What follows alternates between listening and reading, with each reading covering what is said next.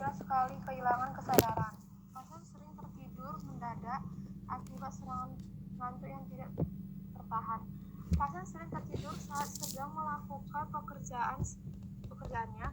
Saat terbangun, bisa pasien tidak bisa bergerak sementara tapi sadar.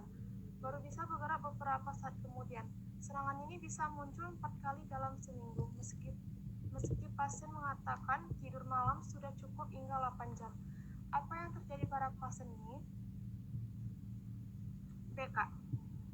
Apa tuh? B. Salah. Ayo, kira-kira apa? Ada yang tahu nggak?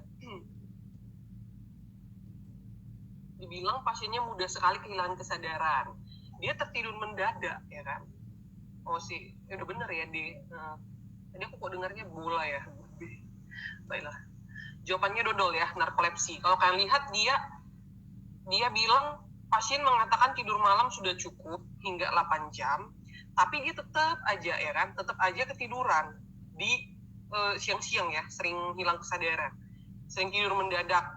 Nah, kalau kalian lihat dibilang pasiennya itu waktu dia terbangun, dia nggak bisa bergerak sebentar, tapi sadar. Ya kan?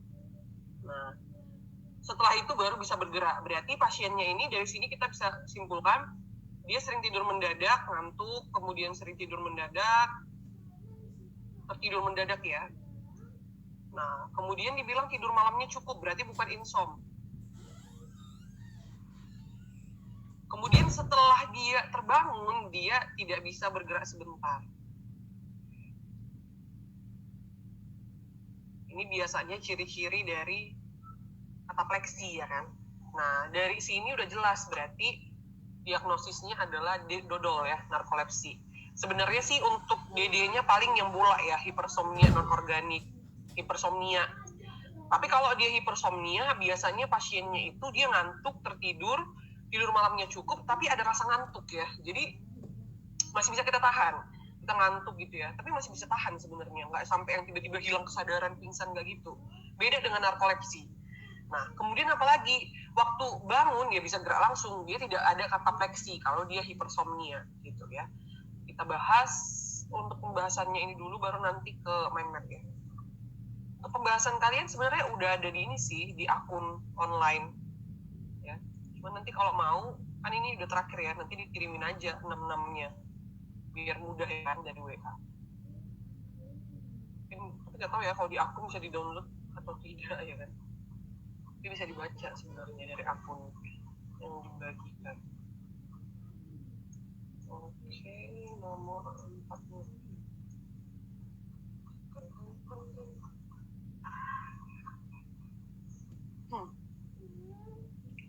Nah ini ya, narkolepsi ya. Jadi dia ada sleep paralysis. Istilahnya sih kalau orang awam taunya itu ketindihan katanya kan.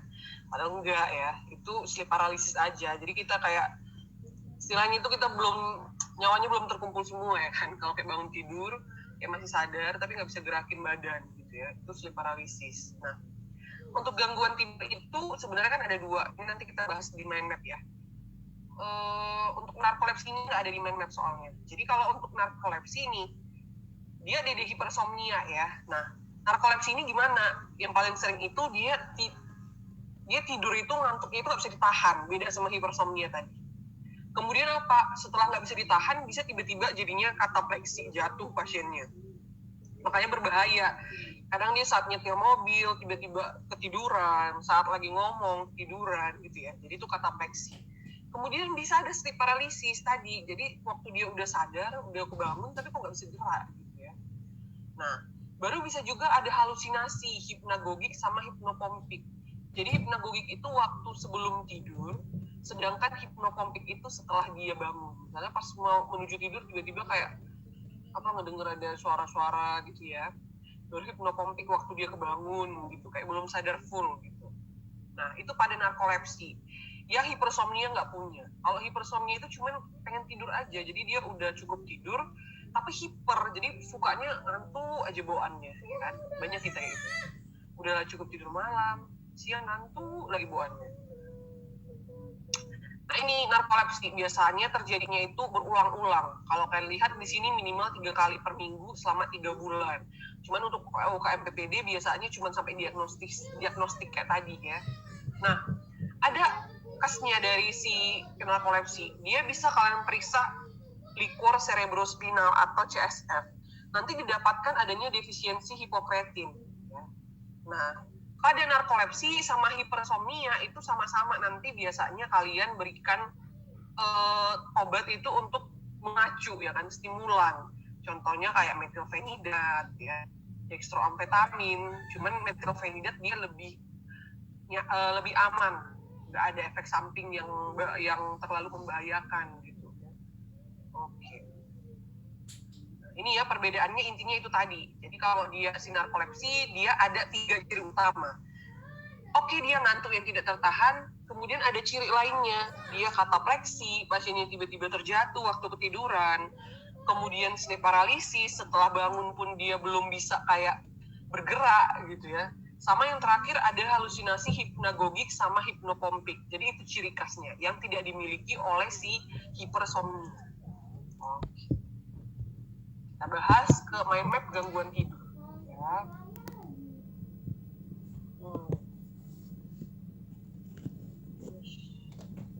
Ini ya gangguan tidur. Oke.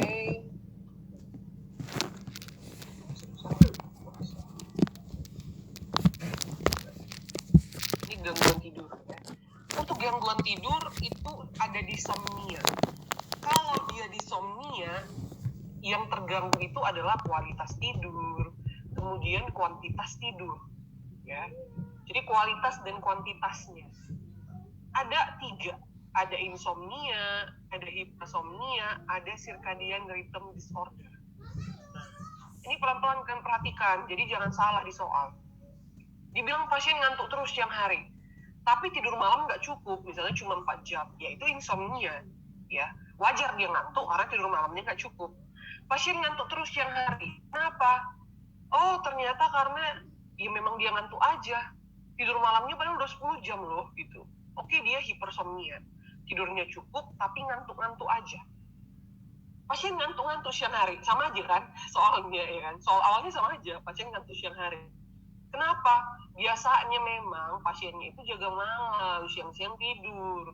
Cuman ini lagi libur. Harusnya dia malam-malam tidur, siang-siang jaga. Oh, berarti memang karena udah kebiasaan.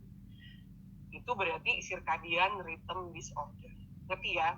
Jadi dia soal pertamanya sama, tapi kalau keterangan tambahannya berbeda, itu udah berbeda diagnostisnya. Insomnia, ngantuk-ngantuk siang hari, nggak cukup tidur.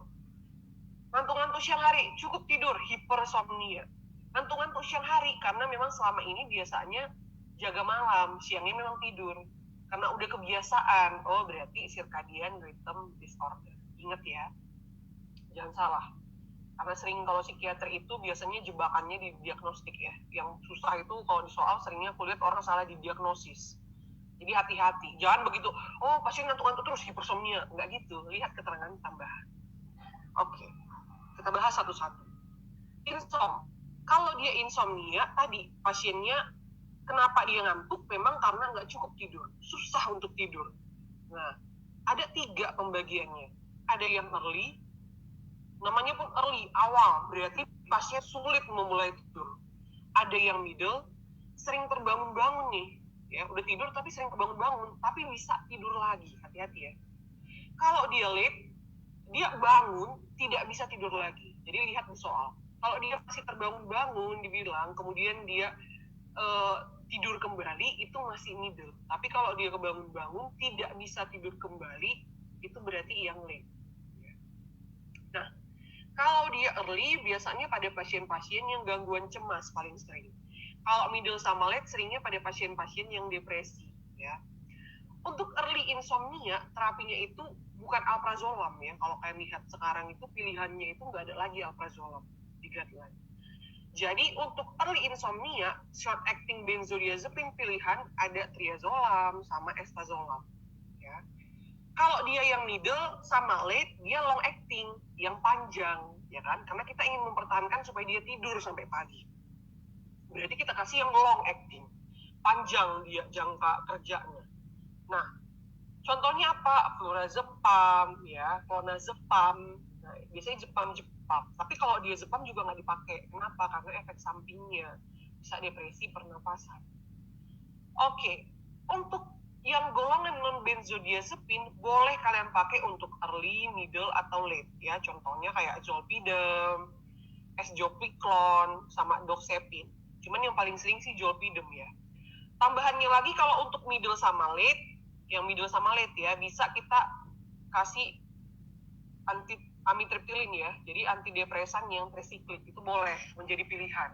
Ya karena biasanya tadi pasien kenapa susah untuk tidur karena depresi paling sering kalau untuk yang middle sama late.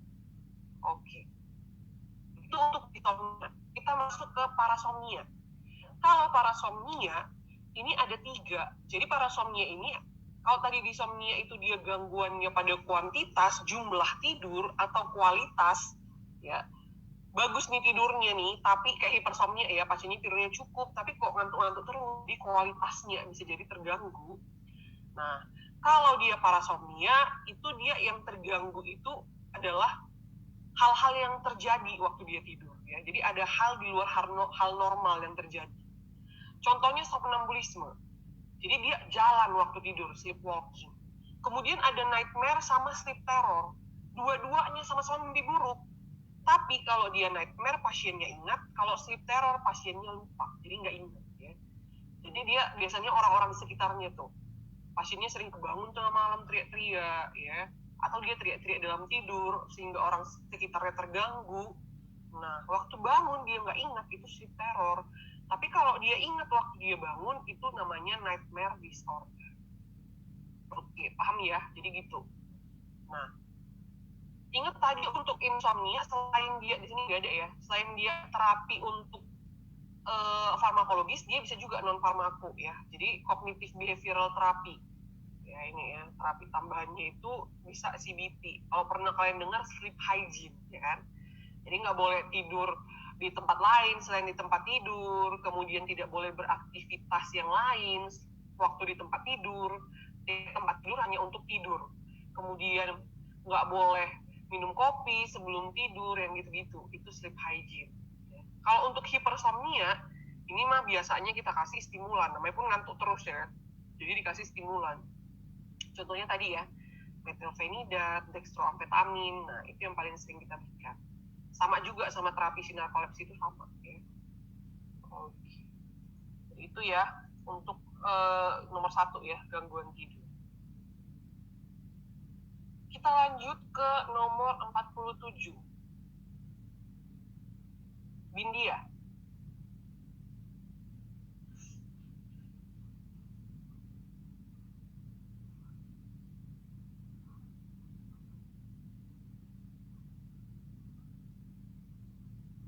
Kedengaran sih.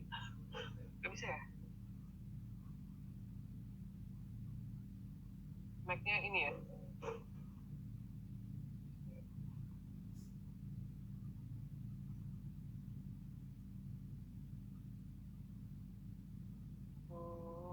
Gak kedengaran. Aku bacain aja lah ya. Aku bacain, kalian jawab ya di chat. Gangguan apa yang dialami pria ini? Seorang laki-laki dibawa ke rumah sakit jiwa karena memiliki gangguan seksual. Pasien diketahui sering mengikuti pesta orgi seks bebas yang dilakukan di sebuah gedung karaoke. Akan tetapi pasien tidak mengikuti kegiatan berhubungan seksual. Hanya melakukan masturbasi sambil melihat teman-temannya melakukan hubungan seksual di ruangan yang sama. Gangguannya yang dialami pasien ini.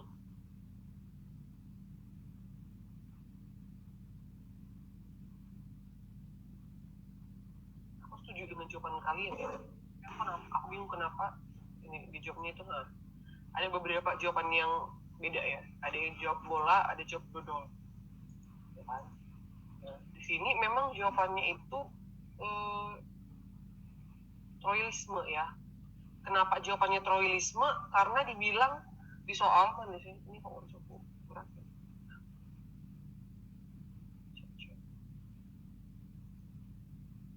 Begitu nomor 47 banyak hal yang jawab ya. Apalagi laki-lakinya ini ya. Dijawab semua ya kan. Tadi yang nomor 1 nggak ada yang jawab. Dasar ya. Pria-pria. Oke lah. Nah, kalau kalian lihat dibilang pasien tidak mengikuti kegiatan berhubungan seksual, hanya melakukan masturbasi sambil melihat teman-temannya melakukan hubungan seksual di ruangan yang sama. Nah, Kenapa jawabannya troilisme? Karena teman-temannya tahu gitu ya. Kalau kalian lihat dibilang, oke, dia nggak ikutin kegiatannya, tapi dia masturbasi sambil melihat teman-temannya melakukan hubungan seksual di ruangan yang sama. Jadi teman-temannya tahu lagi dilihatin, karena memang lagi ini ya, lagi pesta ya kan. Nah, sedangkan kalau voyeurisme ini dia mengintip di mana si korban yang diintip tidak tahu bahwa dia sedang diintip. Nah, itu bedanya ya. Jadi kalau troilisme ini dia bisa seks lebih dari 2 orang, yang melibatkan lebih dari 2 orang. Bisa juga yang kayak begini ya, kegiatannya dia cuma melihat aja sih gitu, melihat tapi yang dilihat tahu. Jadi nggak bisa kita bilang korban ya kan, karena kan yang dilihat tahu. Itu bedanya ya. Jadi jawabannya itu yang dodol. Nah, hati-hati ya, ini masih banyak juga kan yang jawab voyeurisme, walaupun ada juga yang jawab troilisme ya. Cuman kan udah paham. Ingat kalau dia voyeurisme itu dia ngintip ya, ngipil dia kan, ngintip gitu ya. Nah, kalau ngintip si yang diintip tidak tahu. Tapi kalau troilisme ini biasanya kegiatan seksual lebih dari 2 orang, dan yang melihat, walaupun misalnya dia cuma melihat, bisa termasuk ke troilisme kalau yang dilihat tahu bahwa sedang dilihat. Gitu ya. Jadi itu kenapa jawabannya dia dodol. Oke, kita bahas ke mindset ya. Ini masuk ke parafilia ya. Jadi ingat ya, perbedaannya itu. Ini lumayan bagus-bagus sih soal psikiatrinya kan. Semoga nanti ada yang keluar ya di UKBP. Biasanya ada aja tuh kalau soal psikologi dari zaman dulu. Jadi gitu ya, parafilia dia ada eksibisionisme, dia suka pamer. Voyeurisme dia mengintip. Ingat tadi mengintip, yang diintip nggak tahu ya. Jadi yang diintip tidak tahu, makanya dibilang mengintip, bukan melihat ya kan. Nah, kalau dia frotteurisme dia sukanya gesek-gesek ya kan, contohnya di tempat umum. Kalau dia pedofil suka pada anak-anak, biasanya anaknya di bawah 13 tahun ya. Si pedofilnya ini di atas 16 tahun baru bisa kita bilang pedofil. Karena kalau misalnya sama-sama 13 tahun ya macam kayak di apa gitu ya, kan banyak kan sinetron ya kan, anak banyak nonton sinetron, anak SD pacaran, nah gitu ya. Kemudian fetihisme. Nah, kalau fetihisme ini maling jemuran ya kan. Dia suka nyuri celana dalam, bra untuk kepuasan seksual. Kemudian ada sadomasochisme. Kalau sadisme dia menyiksa, walaupun dia menyiksa dirinya sendiri termasuk sadisme ya. Kalau masokis dia disiksa. Jadi dia tidak pernah menyiksa diri pun, nggak pernah. Orang lain yang menyiksa dia. Ya. Yang terakhir ada transfetishisme. Nah, kalau ini pasiennya memakai seluruh pakaian, berdandan, sesuai dengan dandanan lawan jenis untuk kepuasan seksual.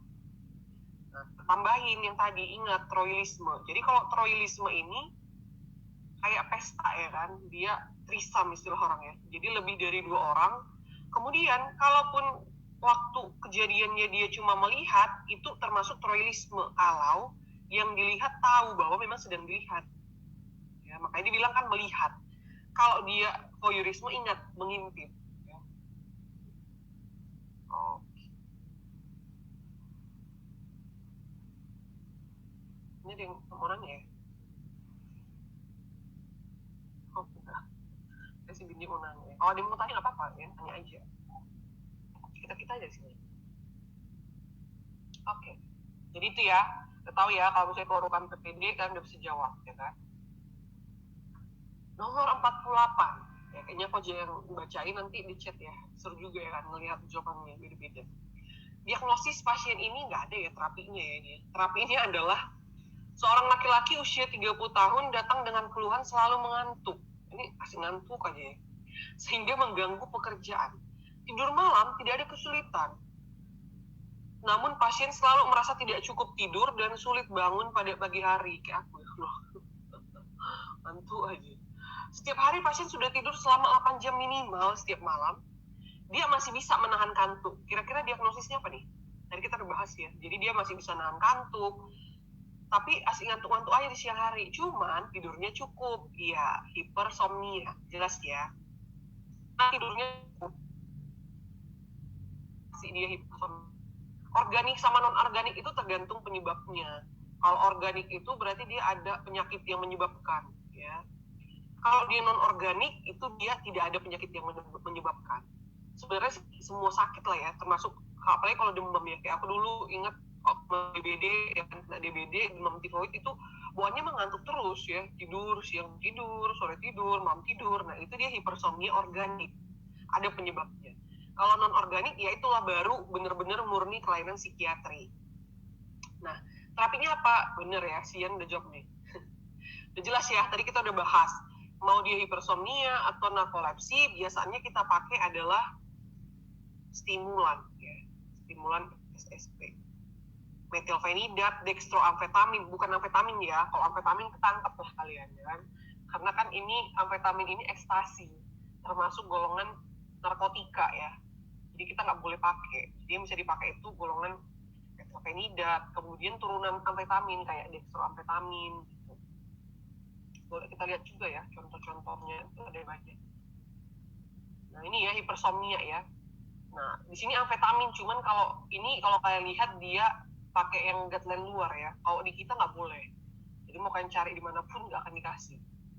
Makanya kalau kalian pernah baca, sedangkan pernah kan ada artis ya Raffi Ahmad yang dia pakai stimulan sebenarnya vitamin memang. Kalau di luar negeri dijualnya sebagai vitamin. Tapi di kita jadinya bermasalah dengan hukum karena dianggap golongan narkotika. Kalau pernah dulu tuh, ya kalian pernah nonton berita. Jadi di kita itu yang paling bisa itu cuman metilfenidat paling ya sama modafinil. Ini pun agak sulit didapatkan. Jadi harus memang dengan resep psikiater. Ya, nah ini ya modafinil, kemudian metilfenidat kalau kalian lihat. Kalau untuk amfetamin itu nggak beredar bebas kalau di Indonesia ya, dianggap narkotika. Oke.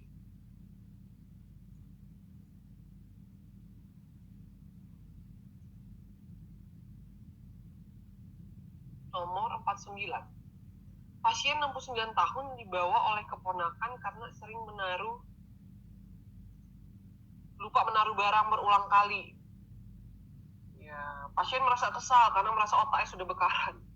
Ada riwayat stroke, ya, kemudian ada hipodens. Nah, kira-kira apa nih?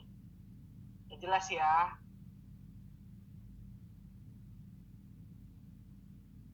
Iya, nggak apa-apa Bindia. Aku aja yang baca ya. Nanti kan udah benar semua ya. Jawabannya demensia vaskular. Kenapa? Dia ada gangguan memori kalau kayak lihat lupa menaruh barang, tapi ada riwayat stroke ya kan. Berarti jelas penyebabnya ada gangguan di cerebrovaskular ya. Jadi dia cerebrovascular disease. Kita bahas demensia ya.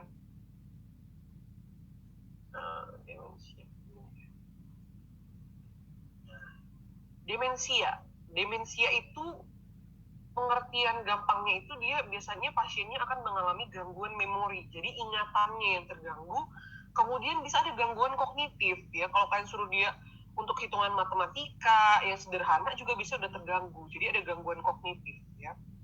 Kemudian sifatnya gimana Kak? Progresif. Jadi lama kejadiannya. Bisa sampai bertahun-tahun.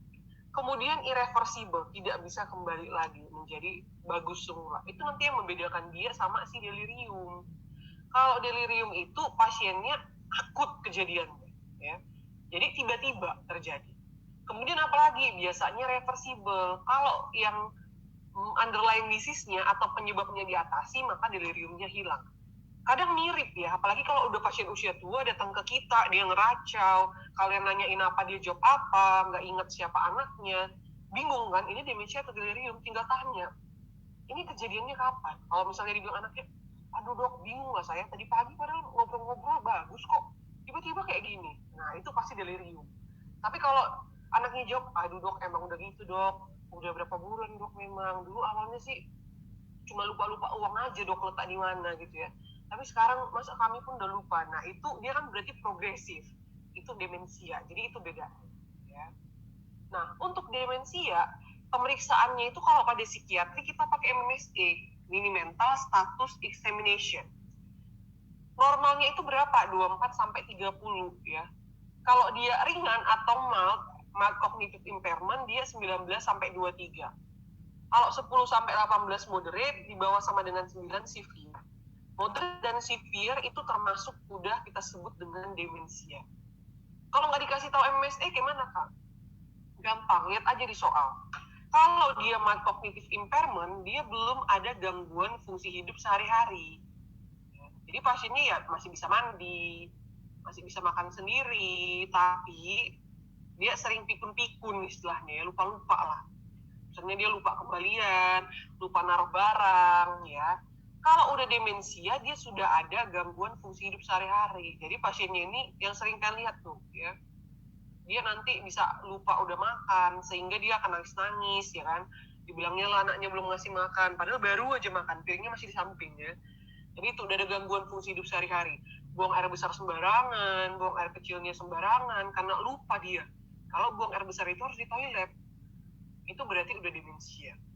Kalau belum masih gangguan ingatan ringan, itu masih mild cognitive impairment. Ya.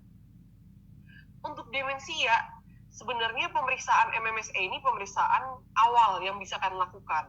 Tapi kalau dia nanya gold standard atau pemeriksaan baku emas, ini biopsi ya. Walaupun kalian lakukannya nanti setelah pasiennya meninggal ya kan, atau nggak dilakukan kalau di Indonesia. Cuman tetap kalau misalnya ditanya pemeriksaan untuk menegakkan diagnosis atau baku emas atau gold standard, standar baku, standar emas, nah apalah gitu ya, yang sama dengan gold standard itu biopsi. Ya. Demensia itu secara banyak sih sebenarnya, tapi yang paling sering itu kita jumpai ada 5. Ya, ada demensia Alzheimer, ada demensia vaskular, ada frontotemporal demensia atau peak disease, ada DLB, dementia with Lewy body, sama yang terakhir ada CJD, Creutzfeldt-Jakob disease. Nah, kalau dia demensia Alzheimer ini paling banyak ya kan. Biasanya memang terjadi pada orang-orang yang usia tua. Kemudian dia sifatnya neurodegeneratif. Jadi kan kalau udah makin tua memang fungsi sel-sel itu menurun gitu ya. Nah, khasnya apa? Hati-hati. Kalau pada Alzheimer, yang muncul duluan itu adalah gangguan memori. Makanya kalau pada atrofinya itu, kalau kalian lakukan CT scan, atrofi otaknya itu dominannya itu di sini nih. Letaknya itu di lobus temporal, tempatnya memori. Ya. Setelah itu barulah muncul gangguan perilaku. Jadi karena gangguan memorinya lah baru ada gangguan perilaku. Kayak tadi, kenapa dia sedih? Karena dia nggak ingat kalau ternyata anaknya udah kasih dia makan.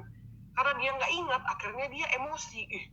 Jahat kali anakku ini, nggak mau dia ngasih aku makan. Gitu ya, marah-marah lah dia.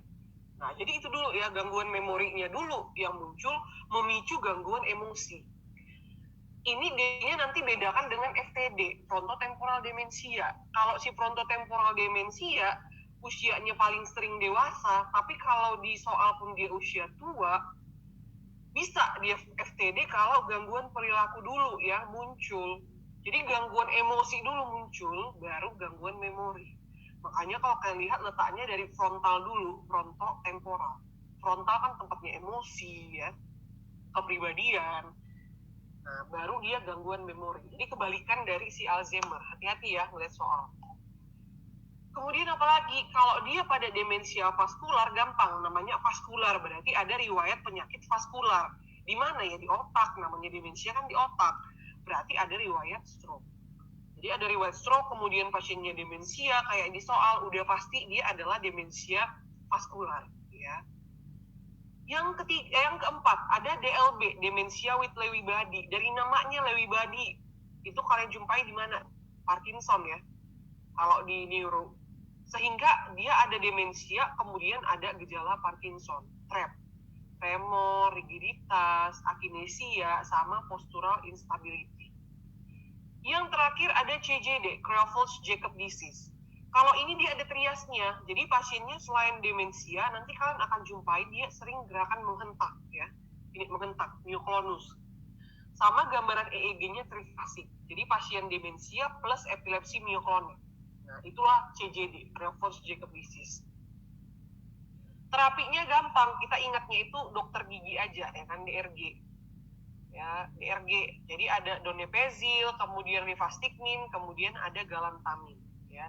Ini semua adalah cholinesterase inhibitor. Untuk tambahannya bisa kita tambahkan memantin. Memantin ini sifatnya sebagai neuroprotector pada si orang-orang yang demensia ya. Bisa juga tambah vitamin E sebagai antioksidan. Cuman yang utama tetap terapinya itu adalah DRG ya, dokter gigi. Donepezil, rivastigmine, sama galantamine. Oke. Itu ya untuk demensia.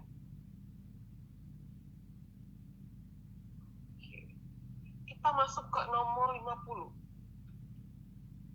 Kemungkinan gangguan yang dialami adalah Tuan X datang ke dokter karena sering merasa terganggu pekerjaannya. Pasien bekerja di perusahaan importir dan merasa sering berdebar-debar dan keringat dingin ketika diminta ke gudang penyimpanan. Ia merasa gelisah jika harus ke ruangan tersebut sendirian karena ruangan tersebut sangat penuh barang, berarti sempit ya. Kemudian dia juga merasa hal yang sama jika harus naik lift sendirian. Nih gimana nih? Pasiennya cemas pada ruang yang sempit ya. Kayak ngerasa apa ya? Aduh, kayak tertekan gitu ya karena sempit gitu ya, ruangan tertutup. Ya, ini klaustrofobia ya. Ini sering difilmkan ya. Aku pernah nonton apa ya judulnya ya. Jadi dia klaustrofobia ya, dan dia kayak mau dibunuh gitu sama temennya, ditinggalin di ruangan yang kamar mandi yang sempit gitu ya, sampai kayak ketakutan gitu kan, kayak mau mati dia rasanya. Nah, jadi gangguan cemas ini ya. Kalau dia pada ruangan yang sempit, klaustrofobia. Akrofobia ini takut ketinggian, akrobat, ya kan? Akrobat kan tinggi-tinggi ya. Maksudnya main-main tinggi gitu ya kan, akrobatik. Jadi kalau akrofobia dia takut ketinggian. Kalau agorafobia dia takut keramaian. Nah, untuk gangguan cemas kita bahas ya. Ada di mind map.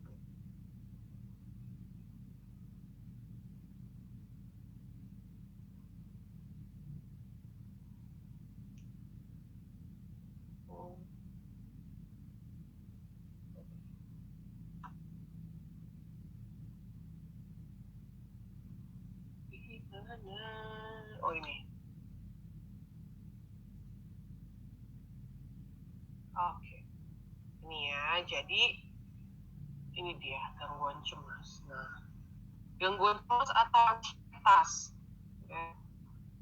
Ansietas atau cemas itu biasanya gejalanya pasiennya ada gejala psikis, jadi jiwa ya.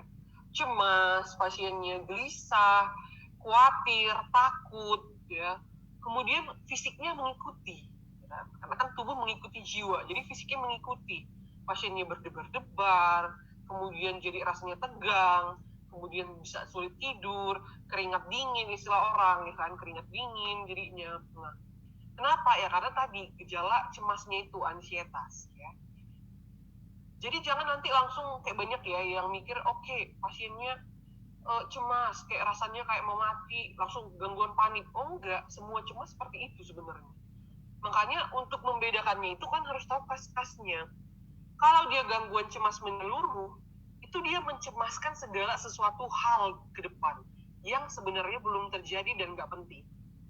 Misalnya nanti di soal dibilang pasiennya cemas dengan masa depan anaknya, pasiennya cemas kalau misalnya dunia kiamat, pasiennya cemas kalau misalnya istrinya tiba-tiba nanti akan selingkuh, gitu-gitu ya, hal-hal yang belum terjadi. Kalau dia gangguan panik, kejadian cemasnya ini timbul tiba-tiba dan tidak ada pencetus, itu pasti. Jadi kalau misalnya pasien cemas tiba-tiba nggak ada pencetusnya, itu gangguan panik. Kalau dia lebih dari satu kali. Kalau dia cuma satu kali, itu kita sebut dengan serangan panik. Masih serangan aja, belum gangguan. Ya. Rasanya kayak tercekik, kayak pengen mati. Ya, tapi semua cemas hampir seperti itu. Kalau misalnya pasiennya rasanya cemas, berdebar-debar, seperti tercekik, seperti ingin mati ketika dia berada di keramaian, oh berarti ada pencetusnya nih, berarti bukan panik.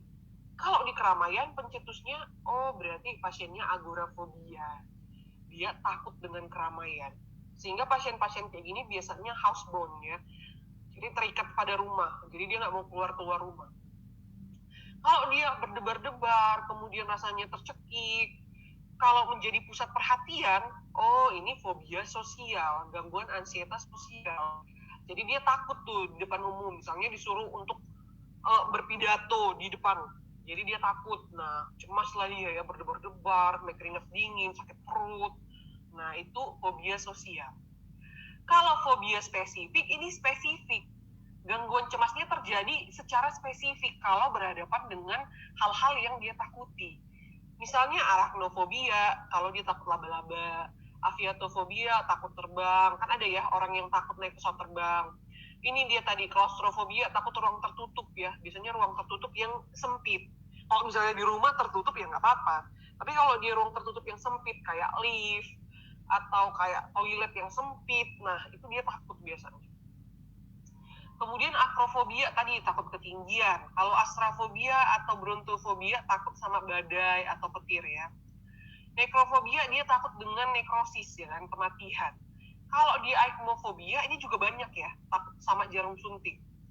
Kalau androfobia takut laki-laki, ginofobia takut perempuan ya kan. Kalau UKM-PPD fobia takut UKM-PPD gitu ya. Baiklah. Nah ini ya, untuk gangguan cemas menyeluruh, gangguan panik, agorafobia, sama fobia spesifik, fobia sosial, pasiennya itu wajib kita lakukan terapi, farmakoterapi, biasanya kita kasih cognitive behavioral therapy. Setelah itu boleh kalian kasih antidepresan ya. Jadi contohnya itu misalnya kayak SSRI, itu sih yang DOC ya, kalau pada kelainan-kelainan psikiatri. Tapi kalau pada panik dia datang dengan kondisi akut, berdebar-debar sampai kayak mau mati ya, kita redakan dulu kondisi akutnya. Kita kasih benzodiazepin yang oral kayak flurazepam, clonazepam gitu ya. Itu yang kita kasih. Tapi hanya untuk akut, bukan jangka panjang. Jangka panjang tetap SSRI. Khusus untuk fobia spesifik, kalian bisa melakukan terapinya itu, psikoterapinya agak berbeda ya. Kita biasanya lakukan desensitisasi. Jadi dipaparkan tapi pelan-pelan. Misalnya kalian kasih apa ya, dia takut misalnya sama laba-laba, kalian kasih boneka laba-laba dulu yang kecil, oke berani, agak besar bonekanya, baru laba-laba asli yang kakinya udah diputusin, misalnya kok serem kali ya, sampai akhirnya dia nggak takut lagi sama laba-laba gitu ya. Jadi pelan-pelan dipaparkan, itu desensitisasi. Tapi untuk terapi farmakologis tetap kita pakai antidepresan ya. Oke. Jadi ini jawabannya klaustrofobia, karena dia takut sama ruang tertutup ya. Nah, lift, kemudian gudang penyimpanan yang sempit. Oke. Itu dia dari TO1. Kira-kira ada yang mau kalian tanya nggak dari psikiatri TO1?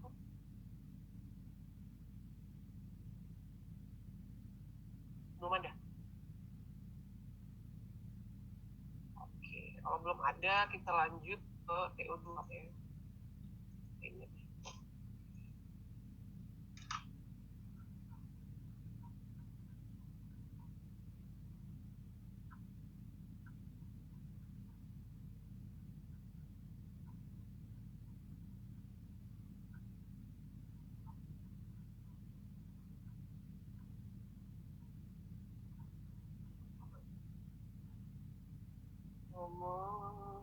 Oh ya. 85. Oke. Nomor 85. Bacalah ya, siapa? Agnesia, yuk. Agnes. Deh. Oke, Dwi.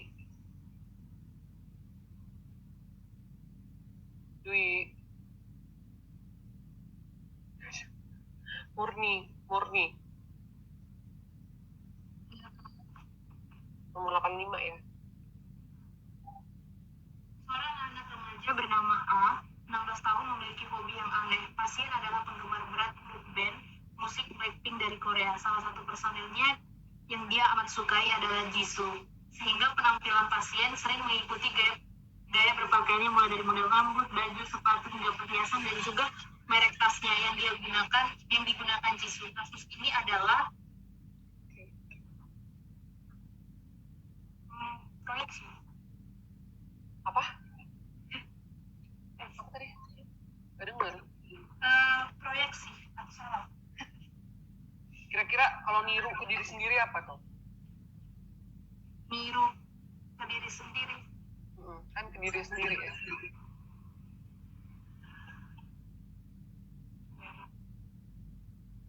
Dia kan masukkan ke diri sendiri. Introyeksi. Iya, introyeksi ya. introyeksi, jadi memasukkan ke dalam diri sendiri kan. Entok ya, introyeksi ya. Nah, kita bahas ya untuk ini defense mechanism ya kan, mekanisme cari alasan. Itulah ya, mekanisme cari alasan tuh, defense mechanism. Oke.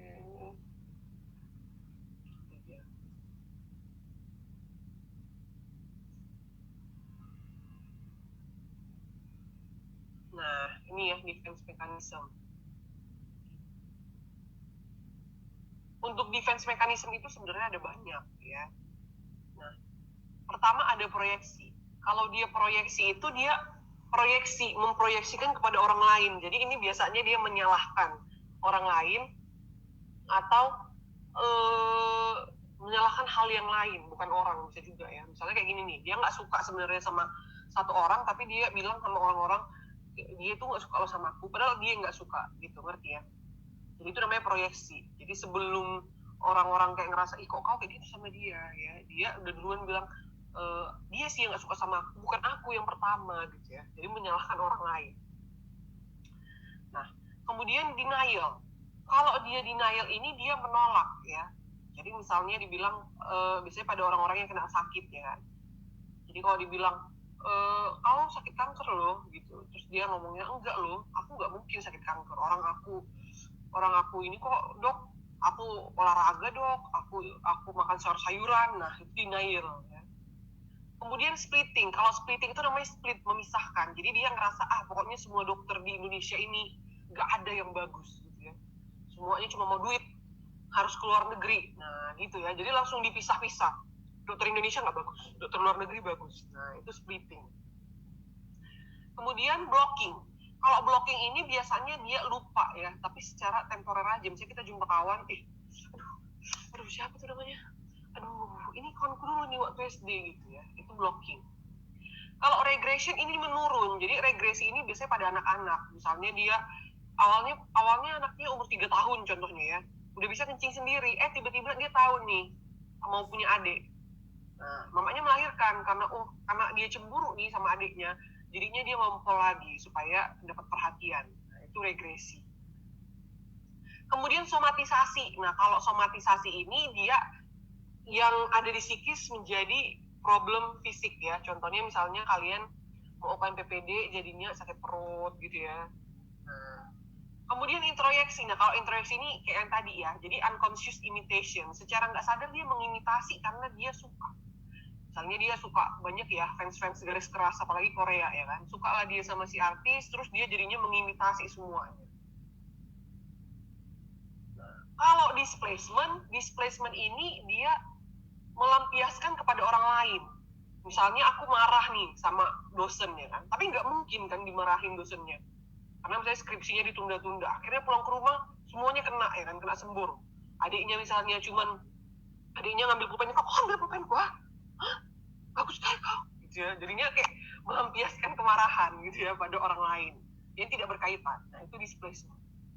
Kalau dia represi, dia menekan ke alam bawah sadar ya. Jadi misalnya pasiennya ada riwayat trauma lah, pernah diperkosa gitu ya. Dia nggak ingat seolah-olah gitu ya. Jadi kayak nggak ingat karena itu tadi ya mekanisme jiwanya ya, menekan ke alam bawah sadar. Nanti ini beda sama si supresi. Kalau si supresi ini sebenarnya dia ingat tapi pengen lupain. Jadi dampak dari ngomongnya ya kan. Aku pengen kalah dok, melupakan masa laluku itu dok, yang aku diperkosa misalnya gitu ya. Itu supresi. Tapi kalau misalnya represi, enggak sih dok, aku nggak pernah. Walaupun kita tahu dia pernah, cuman itu mekanisme jiwanya gitu ya, untuk melupakan. Kemudian ada isolation of affect ya. Kalau isolation of affect ini biasanya kesedihan yang mendalam membuat si pasien ini nggak bisa lagi menunjukkan emosi ya. Misalnya dia baru kehilangan, kalau ada yang mati gitu ya, anggota keluarga yang meninggal, terus dia sampai nggak bisa nangis lagi, ya diem aja gitu. Itu isolation of affect. Kalau dia intelektualisasi, ini cari-cari alasan ya, yang cari-cari intelektual gitu ya. Jadi misalnya dibilang misalnya dibilang dia kayak gini ya, dia kena kanker stadium akhir ya, dia berusaha lah untuk nyari-nyari di internet, masih bisa sembuh kok dok, katanya ada kok dok terapi ini gitu ya, kayak berusaha gitu supaya berdasarkan ilmu pengetahuan. Nah, Kalau acting out ini tantrum, jadi pasiennya bisa ngamuk tiba-tiba gitu ya. Padahal hal-hal kecil, dia nggak bisa mengendalikan. Kalau dia rasionalisasi, ini dia merasionalkan sesuatu. Contoh misalnya nggak lulus, ya kan. Bukan salahku itu, misalnya sama maknya, bukan salahku itu, mah. Salah yang buat UKM PPD itu, gitu ya. Kenapa dia harus buat UKM PPD? Kenapa UKM PPD itu harus susah? Nah, gitu ya. Nah, itulah dia rasionalisasi. Kemudian reaksi formasi. Kalau dia reaksi formasi ini biasanya hal-hal yang buruk diubah menjadi sebaliknya. Contohnya kayak gini ya, piromania, suka ngebakar-bakar malah jadi pemadam api. Atau misalnya dia suka berkelahi malah jadi polisi, misalnya gitu-gitu ya. Jadi kebalikannya. Kita sering ya ngeliat gitu, dia dulu kawanku yang paling bandel loh, malah jadi polisi. Nah, itu reaksi formasi. Kalau dia undoing, ini dia tidak melakukan yang harusnya biasanya dilakukan. Misalnya kayak gini nih, piromania malah dia memadamkan api. Nah, itu undoing ya. Jadi perbuatan dari reaksi formasi itu adalah undoing, kan gitu. Kemudian pasif agresif. Kalau pasif agresif ini istilahnya itu orang yang gak enakan. Nanti kita belajar bareng ya. Oh iya.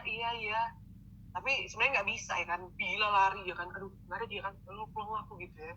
Karena nggak enakan gitu ya. Itu pasif agresif. Tapi melakukannya di belakang. Disosiasi. Kalau disosiasi ini dia ngerasa keluar dari dirinya ya. Biasanya pada pada keadaan-keadaan yang traumatik. Kemudian humor. Nah, kalau humor ini dijadikan bercandaan ya. Jomblo kalau sakit hatinya dia sebenarnya kan. Iya ya, kok jomblo aku ya. Tapi kayak pura-pura bahagia gitu. Oh, aku gak jomblo ya. Aku sih ngelakuinnya. Single itu pilihan. Jomblo baru. Gitu ya. Padahal dalam hati kayak udah teriris-iris ya. Iya ya, kok gak ada yang mau sama aku ya. Dari mulai lahir. Kayak gitu. Itu dia humor ya. Yang terakhir ada sublimasi. Nah, kalau sublimasi ini hal-hal yang buruk dijadikan pekerjaan. Misalnya, dia suka berkelahi jadi petinju menghasilkan uang. Nah, itu ya untuk defense mechanism. Sebelum kita lanjut, aku ke toilet bentar ya. Sepi, seperti biasa. Bentar aja.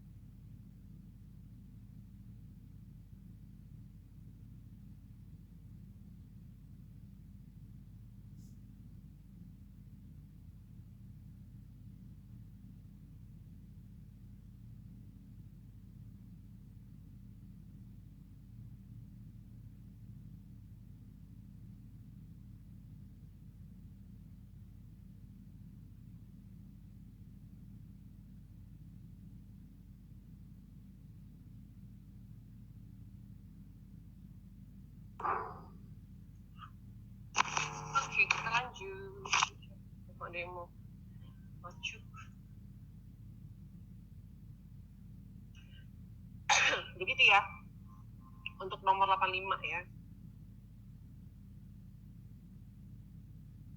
Baiklah. Nomor 85 ya, udah jelas ya. Kita masuk. Hah? Tes. Yang mananya ya? Apa aku salah dengar?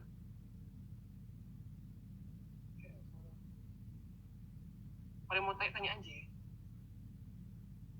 Nomor 86. Apa diagnosis yang tepat untuk pasien di atas? Ini mudah ya. Dibilang laki-laki mengalami kebotakan akibat suka mencabuti rambutnya sendiri. Kira-kira apa nih? Kali ya, jadi suka nyabuti rambut sendiri ya kan. Ya, entok ya, trichotillomania ya. Kalau alopecia itu kan memang kebotakan alami ya, bukan alami sih. Intinya kebotakan yang ada disebabkan oleh underlying disease ya. Bukan karena kelainan psikiatri. Nah, di sini sih kelainan psikiatri yang cabutin rambut ya cuma satu ya. Trichotillomania. Nah, ini nanti masuk ke gangguan pengendalian impuls gitu ya di sini.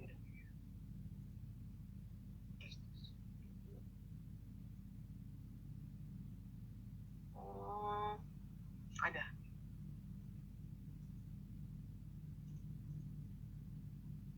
Ya, gangguan pengendalian impuls nih.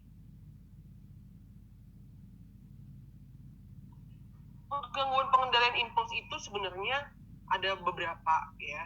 Ada dia yang intermittent explosive disorder.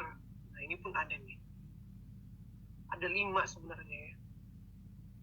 Kalau ini dia orang besar tapi tantrum, lucu ya. Biasanya anak-anak yang tantrum ya kan, nggak bisa mengendalikan emosi. Nah, kalau pada orang dewasa dia tidak bisa mengendalikan emosi, jadi orangnya emosian. Pernah nggak sih ngeliat orang gitu ya? Jadi kayak maksudnya cuma dikit aja masalah, tiba-tiba dia kayak emosi sampai ngebanting barang, dan itu terjadi terus-terusan. Ya. Jadi orang itu kayak emosian, tidak bisa mengendalikan emosi sama sekali. Perilakunya jadinya kayak memukul lah, ngebanting barang lah gitu ya. Padahal kayak hal-hal kecil, tapi dia nggak bisa mengendalikan emosinya. Ada ya, istilah orang kan kayak emosian kali loh dia, gitu. Hati-hati loh, dia orangnya emosian. Nah, itu dia intermittent explosive disorder. Kemudian ada klepto. Kalau klepto ini pasiennya itu suka mencuri, tapi nggak diperlukan sebenarnya ya. Karena mampu. Misalnya kalau kalian pernah nonton, kayak artis-artis Hollywood tuh ada tuh yang klepto. Dia nyuri misalnya cuma gantungan kunci, atau nyuri cuma cap rambut ya, ikat rambut. Sebenarnya nggak butuh, bisa beli sendiri, tapi pengen aja nyuri. Nah, karena itu tadi gangguan pengendalian impuls. Kalau dia piromania, dia suka membakar, bukan karena dendam ya, tapi memang karena suka aja gitu ya. Itu gangguan pengendalian impuls itu suka aja gitu. Kemudian ada trichotillomania, kalau ini suka cabut-cabut rambut kayak tadi ya. Ada lagi judi patologis. Nah, kalau ini dia dari namanya udah jelas ya, pasiennya itu suka berjudi sampai nggak bisa lagi dihentikan. Kemudian ada juga dipsomania. Nah, kalau ini untuk pasien-pasien yang gangguan pengendalian impuls menggunakan alkohol. Jadi dia nggak bisa gitu menghentikan. Stres dia kalau misalnya dihentikannya. Ya. Oke. Nah, itu untuk gangguan pengendalian impuls ya.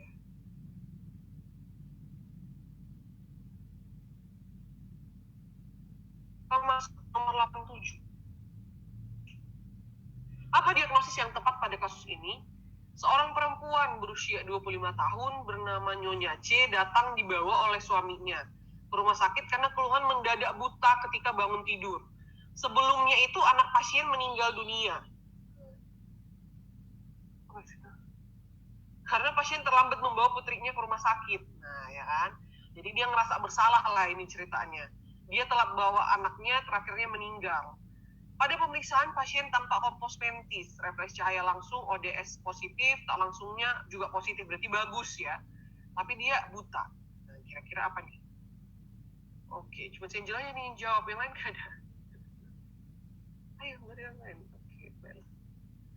Oke lah, karena ada banyak ya, ini gangguan konversi ya. Gangguan konversi, ini ceritanya kalau dia ngomong tentang gangguan konversi, dia ada peristiwa tidak mengenakan ya, peristiwa traumatik bagi si pasien, misalnya kayak gini nih, anaknya meninggal. Oke, setelah peristiwa traumatik, Kemudian apa yang akan terjadi adalah dia keluhan neurologis ya, pseudoneurologis istilahnya. Dia bisa buta, lumpuh. Nah, tapi kalian periksa pemeriksaannya normal, tapi si pasien memang merasa dirinya buta, nggak bisa ngeliat gitu ya. Karena kayak biasanya sih karena akibat kejadian psikologis hebat gitu ya bagi kehidupannya. Itulah gangguan konversi. Walaupun kadang di soal kan kayak dibilang lah misalnya dia cuma ngeliat orang tuanya berantem terus tiba-tiba dia buta ya, namanya soal, tapi kejadian nyatanya sih nggak sesederhana itu. Biasanya gangguan konversi itu kayak gini nih, memang peristiwa traumatik kayak anaknya meninggal sehingga dia ini ya karena ngerasa bersalah gitu ya, dia ngerasa kenapa aku tuh ngeliat bawa anakku sampai meninggal. Nah biasanya itu tuh yang memicu si gangguan konversi. Nah kalau dia lesi nervus ophthalmicus sama oculomotor, ini kan kita udah bahas kemarin di neuro ya, nervus 2 sama nervus 3 ya, dari refleks cahaya langsung tak langsung.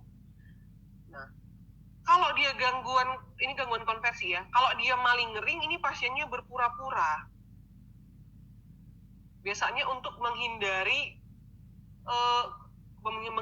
apa ya, misalnya menghindari karena dia kriminal, dia menghindari hukum, atau dia pengen untuk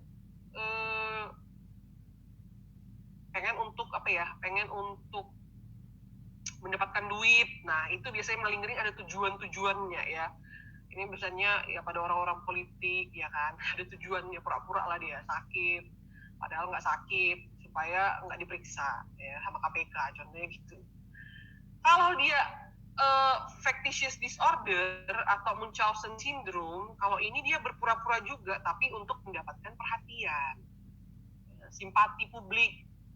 Paling sering juga untuk mendapatkan perhatian dari dokter gitu ya, tapi bisa untuk mendapatkan perhatian orang lain juga. Nah itu yang si factitious, sehingga pasiennya dengan senang hati akan mau diperiksa akibat tadi dia pengen memang diperhatikan, mendapat simpati. Ada yang ngechat ya, Kak boleh jelasin diagnosis dan terapi? Oke, ini nanti di akhir ya, aku simpan dulu ya, siapa tahu ada soalnya itu kan yang berkaitan, biar sekarang aku jelasin. Oke, beda ya sama ini. Yang ini dia kita topiknya itu ini topiknya ini lebih ke gangguan disosiatif ya atau konversi. Nah gitu ya. Jadi gangguan disosiatif itu sebenarnya ada banyak. Nah DD-nya itu ada gangguan konversi, malingering, sama tadi factitious disorder.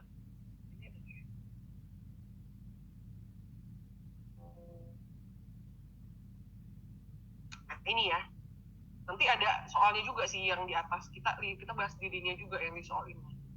DD-nya dulu ya.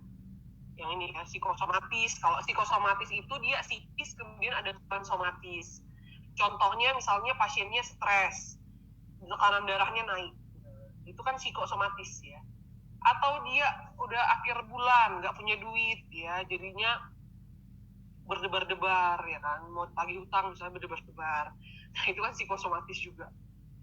Maka sering dibilang kalau misalnya orang sakit gula atau sakit hipertensi, pasti kan ada juga ya edukasinya itu jangan banyak pikiran karena itu tadi, karena ada psikosomatis. Nah ini dia kalau gangguan konversi tadi, peristiwa traumatik kemudian menyebabkan keluhan neurologis, buta atau lumpuh. Ini kita masukkan ke gangguan disosiatif ya DD-nya. Kalau tadi yang diminta si Angel ya, itu nanti kita bahas di akhir, itu untuk gangguan pasca trauma. Ya, jadi kayak gangguan stres akut, gangguan penyesuaian, itu dia pasca trauma tapi tidak menyebabkan keluhan neurologis ya, cuma keluhan psikis aja gitu. Nah ini tadi malingering sama factitious disorder atau Munchausen syndrome. Kalau dia malingering, pasiennya berpura-pura sakit untuk tujuan tertentu. Kalau dia factitious, dia berpura-pura sakit atau membuat diri sakit untuk mendapat perhatian atau simpati dari orang lain. Sehingga pada malingering, karena dia untuk tujuan tertentu, udah pasti dia nggak mau diperiksa karena takut ya kan, takut ketahuan kalau dia bohong. Kalau dia factitious, dia malah pengen diperiksa, makanya dia seringnya itu justru membuat dirinya sakit.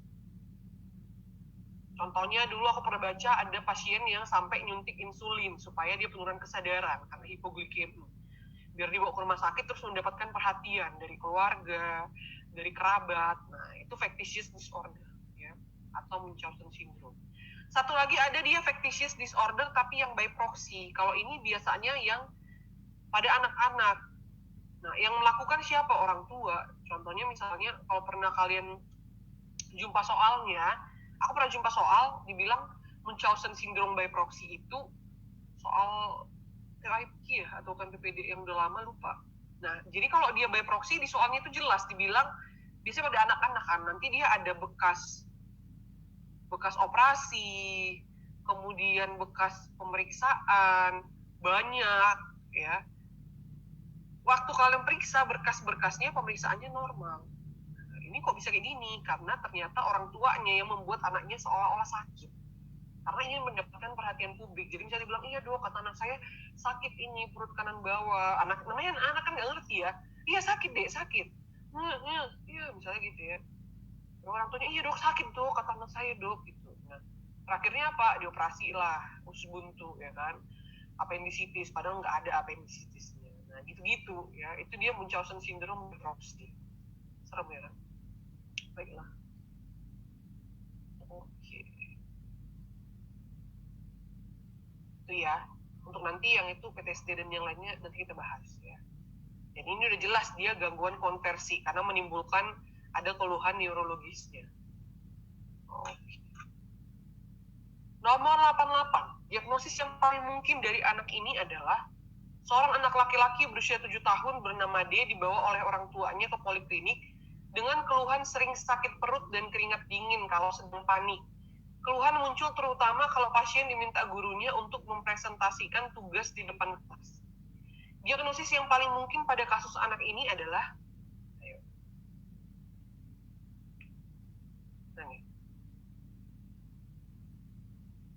udah ya?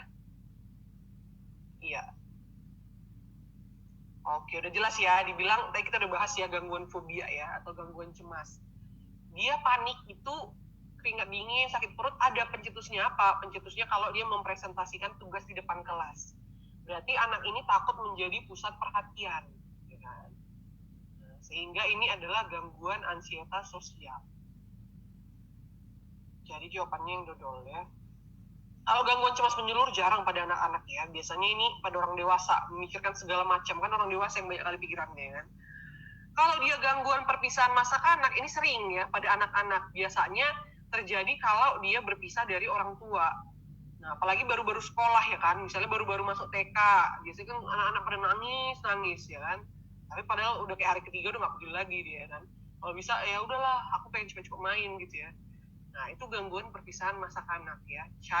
Childhood anxiety disorder ya. Childhood separation anxiety disorder. Nah, kalau dia fobia sekolah nggak ada ya istilah dia fobia sama sekolah ya.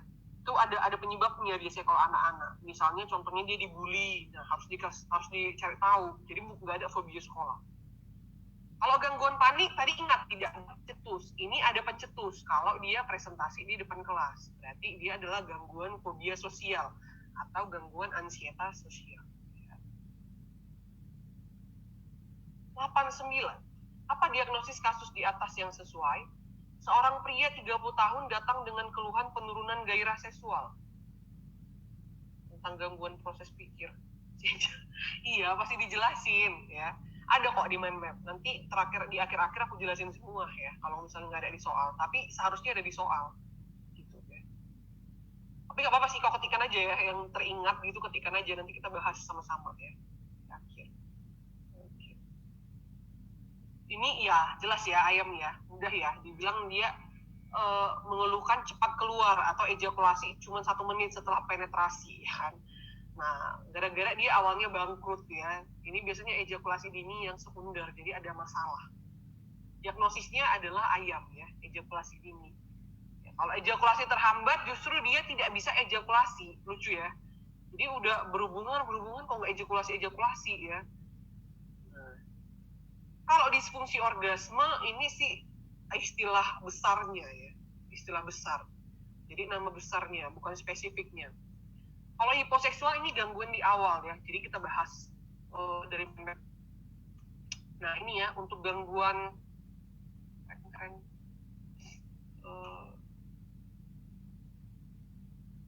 nah disfungsi seksual nih. disfungsi seksual ya. Sebenarnya sih yang paling sering ada 2, cuman yang lain bisa keluar juga nih. Nah ini ya. Jadi kalau untuk dari keinginan untuk memulai hubungan seksual itu biasanya ada 2. Ada gangguan hiposeksual atau hipoaktif, ada gangguan aversi. Kalau dia hiposeksual, dia pasiennya itu memang, ini kayak nggak mungkin ada sih ya, jarang lah gitu ada. Biasanya pasiennya memang tidak ada keinginan sama sekali untuk berhubungan seksual. Sama sekali nggak pengen. Nah, kalau gangguan aversi, dia punya keinginan sebenarnya. Pengen dia berhubungan seksual, misalnya dia pengen mau lah dicium-cium mau, diraba-raba mau. Tapi waktu mau dilakukan penetrasi nggak mau, bisa jadi karena ada masa lalu yang buruk, misalnya pernah diperkosa gitu ya. Atau dia pernah dilecehkan. Nah, itu biasanya seringnya kayak gitu, kalau pada gangguan aversi. Jadi dia ada rasa ketakutan waktu mau memulai untuk koitus. Tapi waktu untuk cium-cium, dicium-cium masih mau gitu ya. Nah, kemudian ada gangguan hiperseksual. Kalau pada perempuan dikatakan nymphomania, pada laki-laki satyriasis. Sama satu lagi yang sering ada disfungsi seksual itu nyeri ya, biasanya pada wanita. Kalau dia vaginismus, dia nyerinya akibat otot-otot vaginanya tegang atau spasme. Sedangkan kalau di spareni itu nggak ada penyebab, tiba-tiba nyeri aja. Gitu. Nah, untuk gangguan orgasme, pada fase orgasme, kalau pada wanita dia biasanya ditandai dengan apa? Tidak ada lubrikasi. Jadi lubrikasinya itu nggak maksimal, ya. Atau sulit untuk mencapai orgasme. Sedangkan pada laki-laki permasalahannya bisa disfungsi ereksi, pasiennya tidak bisa tegang. Bisa juga ejakulasi dini, ya. Pasiennya itu kurang sama dengan 1 menit udah ejakulasi. Bisa juga ejakulasinya justru terhambat. Jadi dia tidak ejakulasi, padahal sudah koitus lama gitu ya, lama kali ya, sampai udah bosan dia kan, tapi kok nggak ejakulasi. Nah itu kita sebut dengan ejakulasi terhambat. Jadi itu ya yang sering pada gangguan disfungsi seksual. Oke. Nah, jadi ini udah jelas dia 1 menit udah cepat keluar gitu kan. Dari dibilang mengeluhkan cepat keluar atau ejakulasi, berarti ejakulasi dini. Ya. Jawabannya yang ayam. Oke. Tadi berarti yang mau dibahas gangguan stres ya. Pasca trauma sama gangguan post pikir. Oke. Ada di mana web sih? Kita bahas. Kalau nggak ada di soal kita bahas. Kalau pas ada di soal kita sekarang bahaskan. Gitu ya. 90 kemungkinan diagnosis pasien. Seorang wanita mengeluh sulit tidur. Oke. Dengan lunglai ia juga mengeluh tak bisa bekerja karena sulit konsentrasi. Bila dipaksa kerja sebentar sudah lelah. Menurutnya mungkin gampang lelah karena belakangan ini ia kurang makan. Karena nggak berselera. Oke, jadi kalau kalian lihat dibilang pasien ini muka pasien tampak sedih. Berarti untuk gejala mayor MLM. Mood depresif terpenuhi ya. Lelah ada terpenuhi. Minat, ya dibilang ia tidak berminat lagi akhir-akhir ini. Oke, jadi 3 gejala utama. Plus gejala tambahan apa aja? Sulit tidur, sulit konsentrasi, kemudian kurang makan. Ada 3, cuma 3 nih gejala tambahannya. Berarti 3 utama plus 3 tambahan. Nah, kira-kira ini depresi apa?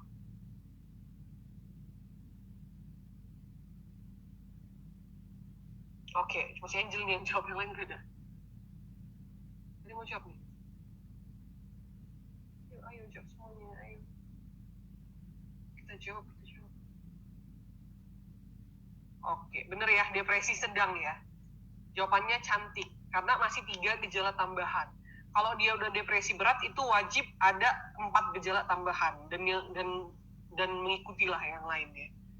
Walaupun sebenarnya sih agak kurang, ya tapi namanya UKM PPD ya, agak kurang masuk akal, karena biasanya kalau udah 3 gejala utama, pasti gejala tambahnya itu banyak mengikuti. Tapi ya itulah ya kan, karena UKM PPD kan dia kadang supaya menyusahkan aja gitu ya, membuat jebakan. Oke, kita bahas depresi ya. Gangguan mood depresi.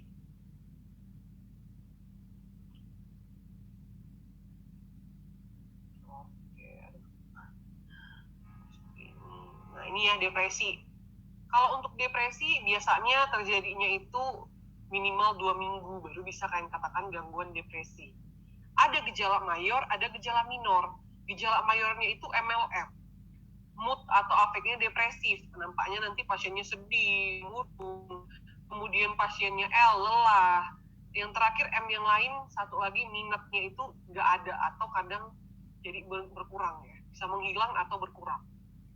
Gejala minor itu ada 7. Ingatnya ini aja, karena dia kurang tidur, udah pasti konsentrasinya menurun, nafsu makan menurun. Baru dia akhirnya merasa bersalah. Nah, karena merasa bersalah, pasiennya nggak akan percaya diri dan merasa masa depannya suram. Akhirnya ada keinginan untuk bunuh diri. Nah, 7. Jadi karena kurang tidur, gimana kalau orang kurang tidur? Pasti dia akan kurang konsentrasi. Kemudian nafsu makan nurun ya. Kalau kita kan misalnya kurang tidur, ngantuk terus, pengennya tidur aja nggak pengen makan. Setelah itu, karena pada pasien depresi ini sering ada rasa bersalah, ya rasa bersalah dia. Sehingga apa? Udah pasti pasiennya akan percaya diri dan merasa masa depannya suram. Akhirnya pengen bunuh diri. Kan mudah ya cara ngingetnya. Jadi ada 7. Nah, untuk gejala-gejalanya ini, dia kalau ringan ada 2 mayor plus 2 minor. Sedang 2 mayor 3 minor. Berat 3 mayor plus 4 minor. Pada soal dia cuma ada 3 mayor plus 3 minor, makanya masih di sedang. Ya. Kalau berat dia wajib gejala tambahannya itu 4 atau lebih, baru bisa kita sebut depresi berat. Untuk depresi berat bisa kita bagi jadi 2. Yang tanpa gejala psikotik, ada yang dengan gejala psikotik. Contohnya gejala psikotik apa? Ya halusinasi, ya, waham, yang berkaitan dengan mood depresinya ya. Contohnya misalnya pasiennya ngerasa ada bisik-bisikan yang menyuruh dia untuk mati aja. Nah, kan sejalan ya. Pasien depresi udah pasti kayak gitu ya, mendengar misalnya ada bisik-bisikan, udah mati aja kalau gitu ya. Oke. Nah, untuk terapinya apa? Biasanya kita kasih psikoterapi ya, cognitive behavioral therapy, interpersonal therapy, cuman CBT sih yang terutama. Sama pemberian antidepresan. DOC-nya tetap SSRI ya, gampang ya ngingatnya, minum es serta jadi flu parah. Nah, es ini apa? Es citalopram sama citalopram. Ya, ingatnya gitu tuh, es citalopram, kemudian ya citalopramnya aja juga kan sama. Sertralin, serta ya. Karena kadang kalian nggak tahu kan itu SSRI, jadinya dijawab misalnya amitriptylin, padahal sebenarnya yang misalnya di soal ada citalopram itu SSRI gitu. Gak selalu fluoxetine aja di pilihan jawaban ya, apalagi UKM PPD. Flu-nya apa? Bisa fluoxetine, kemudian fluvoxamine. Ya, fluvoxamine. Parnya ini parah, paroxetine. Jadi ini semua udah SSRI ya, semuanya ini. SSRI ini udah ada di sini, singkatan ini. Nggak ada lagi SSRI di luar singkatan yang ini. Ya. Jadi minum es serta jadi lupa. Es citalopram, sertralin, fluoxetine, fluvoxamine, paroxetine. Ada 6 SSRI. Jadi ingat ya, minum es serta jadi flu parah. Ingat. Di luar itu bukan SSRI. Jadi kalau misalnya di pilihan jawaban ternyata ada dibikin fluvoxamine, kemudian ada pilihannya amitriptylin, kan jawab fluvoxamine karena itu SSRI. Jadi jangan cuma ingatnya itu cuma fluoxetine, sertralin, jangan. Ingat ini, minum es serta jadi flu parah. Es citalopram, sertralin, fluoxetine, fluvoxamine, paroxetine. Ada 6. Oke.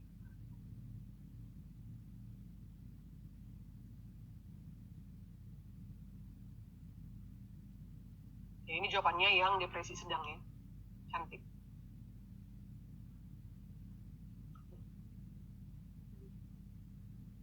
Bibirku kering. Nomor 91. Oke, ada yang mau baca lah. Ya, biar Sofi. Ya. Sofi, teng. Seorang perempuan 16 tahun bernama Jedi Illinois, Amerika datang ke klinik endokrin karena ingin menjadi laki-laki. Pasien merasa dirinya adalah seorang laki-laki dan ingin menjalankan terapi hormonal. Dokter memberikan terapi tersebut. Setelah beberapa saat diketahui rupanya pasien ingin jadi transgender karena transgender sedang trending di Amerika dan pasien melakukan itu demi followers di Instagram dan YouTube. apakah diagnosis?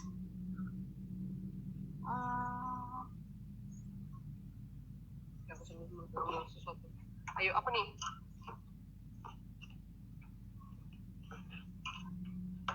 Yang D ya Kak, gender dysphoria. Ada yang lain nggak kira-kira? Bukan gender dysphoria. Yang lain cuma satu nih, yang jawab juga nih, cuma si Angel. Ada yang lain nggak jawabannya kira-kira kalian dari gender dysphoria?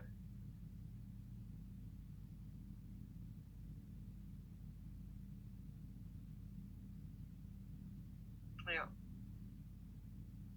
Gak ada yang chat, gak ada yang jawab, gak ada yang yakin. Iya, si Bindia yang bener ya. Factitious disorder.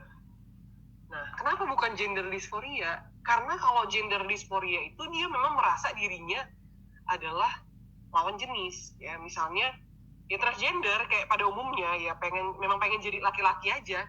Kalau pada aslinya kan perempuan kan, memang dia pengen jadi laki-laki karena dia merasa bahwa dirinya adalah laki-laki.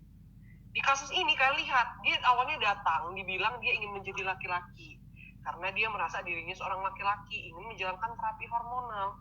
Nah, ternyata setelah beberapa saat diketahui bahwa pasien itu ingin jadi transgender karena transgender sedang trending di Amerika dan pasien melakukan itu demi followers di Instagram dan YouTube, berarti demi mendapatkan perhatian. Tadi apa kira-kira yang untuk mendapatkan perhatian?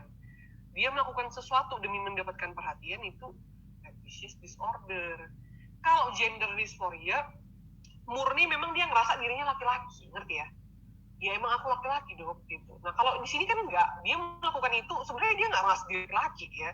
Bohong dia ke dokternya. Apa dia melakukan itu? Balik lagi lihat, supaya mendapatkan followers di Instagram sama YouTube. Ya, jadi hati-hati ya, lihat alasannya. Itu kenapa dia bukan gender dysphoria. Kalau gender dysphoria, memang pasiennya memang merasa diri adalah laki-laki. Atau misalnya dia laki-laki, dia merasa dirinya adalah perempuan. Tapi kalau untuk tujuan yang lain, kayak gini nih, misalnya dia melakukan itu untuk followers ya, di Instagram sama di YouTube, untuk mendapatkan perhatian atau simpati, itu factitious disorder. Ya. Ingat ya, kalau gender dysphoria, ini dia memang melakukannya karena dia merasa adalah gender yang lain. Kalau tadi sampai sebatas itu aja ya kan, dokter memberikan terapi tersebut, itu udah, itu memang gender dysphoria ya. Tapi kalau ini kan dikasih tahu lagi alasan sebenarnya, bahwa ternyata dia melakukan itu demi followers, demi mendapatkan perhatian publik. Nah, berarti dia adalah factitious disorder. Melakukan sesuatu untuk mendapatkan perhatian. Jadi dia rela dengan suntik hormon demi untuk mendapatkan perhatian. Oke, nah itu ya untuk yang entok. Nah, di sini ada nggak ya bahasan gender dysphoria? Bentar ya, soalnya di karena sebenarnya istilah gender dysphoria itu seharusnya sih nggak keluar PPD lagi, karena nggak ada lagi istilah itu. Kalau kalian tahu kan sekarang ya begitulah ya, namanya psikiatri. Kalau internasionalnya kan udah diterima ya kan, LGBTQ itu bukan termasuk pelayanan psikiatri lagi ya, makanya istilah-istilah gangguan psikiatri itu udah nggak ada lagi. Cuman nggak tahu kalau misalnya di UPPD pakai yang lama, kita nggak tahu juga ya kan. Jadi ini ya, kalau dia gender dysphoria itu dia udah pasti, ini nggak ada pula ya dibahas ya di sini. Ya mungkin karena nggak akan keluar juga ya kan di UPPD. Dia udah pasti ini, dia memang karena pengen berubah gendernya ya, ingin mengganti gender, bukan karena pengen tenar. Kalau tadi kan udah jelas dia pengen tenar, pengen mendapatkan perhatian dari publik. Jadi itu adalah factitious disorder ya. Gender dysphoria ini sebenarnya sih sering kita sebut dengan transseksual lah ya. Transseksual. Jadi pasiennya itu ingin mengganti gender, bisa lewat operasi plastik atau lewat suntik hormon. Oke. Kalau dia cuma transgender, ini dia cuman gimana? Pasiennya itu cuma merasa bahwa identitasnya itu atau gendernya itu adalah gender yang lain, ya. Gender yang lain. Tapi dia tidak ada keinginan untuk merubah. Kalau udah ada keinginan untuk merubah atau sudah merubah, itu transseksual. Oke. Jadi ini udah jelas ya, jawabannya itu adalah factitious disorder. Karena dia melakukannya demi followers. Ada juga orang kayak gitu ya. 92. Ayo baca siapa nih? Si Tari.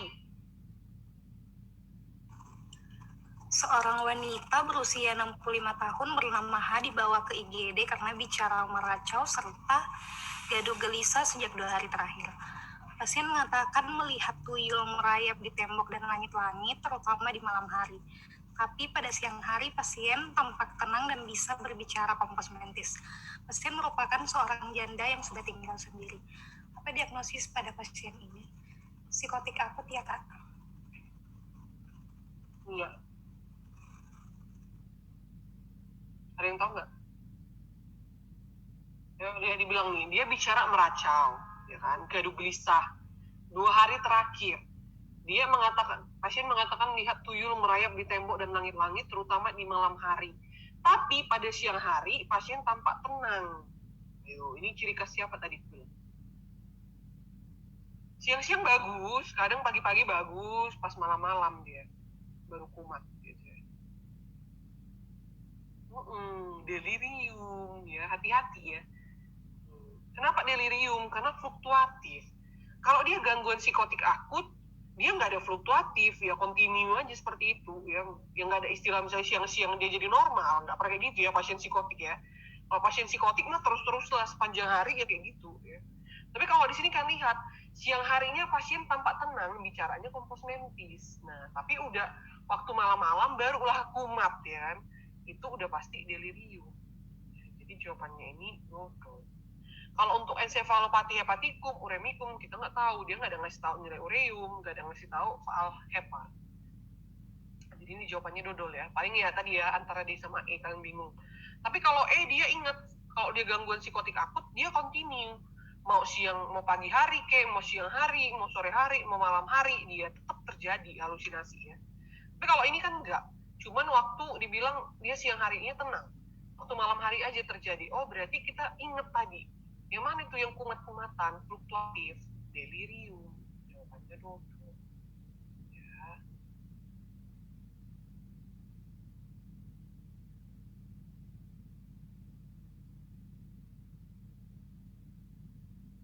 Oke, ini fungsi Angel paham apa ya? Oke, nanti kita bahas juga ya.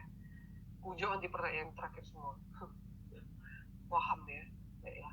Sekarang bahas ini sih itu nanti gangguan isi pikir. Oke, kita bahas delirium dulu ya.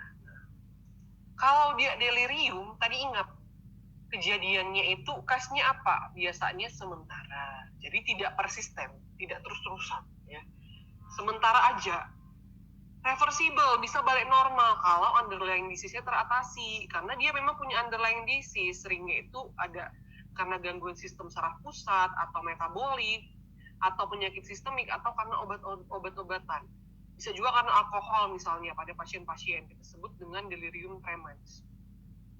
Kemudian sifatnya apa? Fluktuatif ya. Jadi dia fluktuatif, berubah-ubah, kumat-kumatan.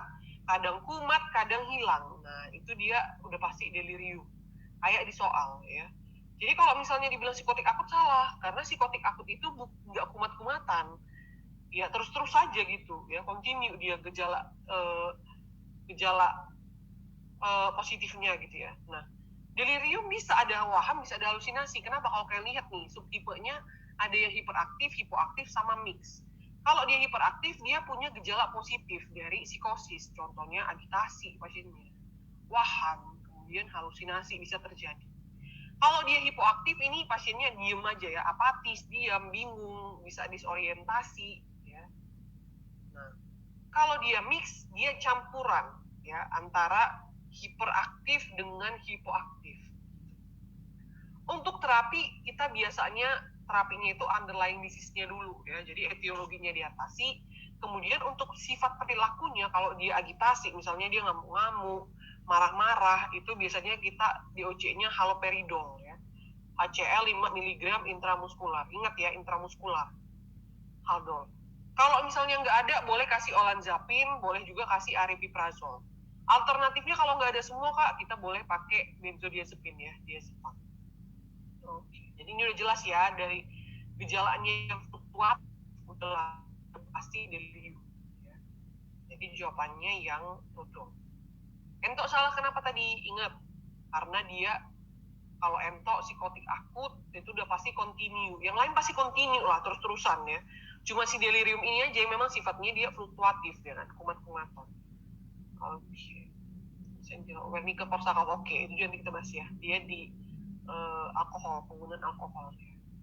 Salah satu efek samping intoksikasi alkohol. Ini kita bahas juga. Oke, kita masuk dulu ya. Nah, nomor 93 ini nanti menjawab pertanyaanmu juga, Angel, yang pertama tadi ya. Kita akan bahas di situ. Yang berarti yang pertanyaan pertama udah terjawab ya. Yang diagnosis terapi gangguan stres akut PTSD sama gangguan penyesuaian. Ya, jadi ini di nomor 93. Oke, si Angel yang baca, yuk.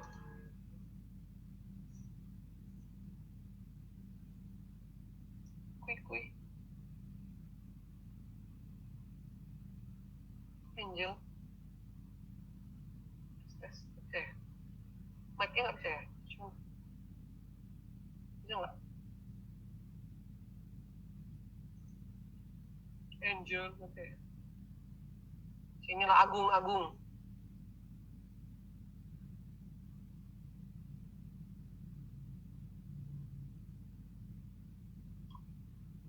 Masih juga. Lagi. Robi Pandai Besi. Ayo Robi Pandai Besi. Seorang perempuan 19 tahun bernama I dibawa dengan sebelumnya saat 2 bulan yang lalu pasien kesalahan mobil dengan pacarnya. Pacarnya meninggal dan pasien terjepit di dashboard mobil, tapi untung terselamatkan. Mimpi sering seperti kejadian kecelakaan dan flashback kejadian tersebut. Serta laksanaan yang diberikan pada pasien ini dia terpersonal psikoterapi. Ada yang lain? Bukan itu.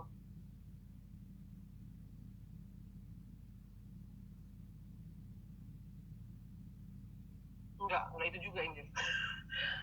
ayo, coba lagi. Iya, entok ya. CBT ya, terapi kognitif behavioral terapi ya. Nah, ini dibilang dia udah 2 bulan ya kan, mirip seperti kejadian flashback, berarti ini diagnosisnya apa nih? PTSD ya, diagnosisnya post traumatic stress disorder. Nah, kita bahas sekaligus pertanyaan saya Angel yang pertama ya kan, membedakan gangguan penyesuaian, kemudian acute stress disorder sama PTSD. Ini dia. Sebenarnya mudah ya. Jadi kalau untuk membedakan ini di awal itu gangguan karena adanya stresor. Nah, tapi tidak menyebabkan kelainan neurologis ya. Kalau misalnya ada kelainan nyata itu di neurologisnya kita sebut dengan gangguan konversi. Nah, kalau ini cuma sebatas psikis aja terganggu. Jadi ada stresornya apakah ringan, apakah berat. Nah, jangan ini kalian subjektifkan, misalnya, oh dia dipecat dari kerjaan berarti berat, nggak gitu. Di psikiatri udah jelas dikasih tahu, stresor yang dianggap berat itu adalah stresor yang katastrofik. Jadi katastrofik itu dia stresor yang membahayakan nyawa atau membahayakan nyawa orang di sekitarnya. Misalnya dia ngelihat orang tuanya meninggal, ya di depan mata dia misalnya dirampok kemudian dibunuh. Nah, itu udah pasti berat kan stresornya. Kecelakaan, bencana alam, perampokan, pembunuhan, pemerkosaan, nah itu termasuk stresor yang berat kalau di psikiatri. Sedangkan kalau yang ringan dia yang non katastrofik, jadi yang tidak membahayakan nyawa.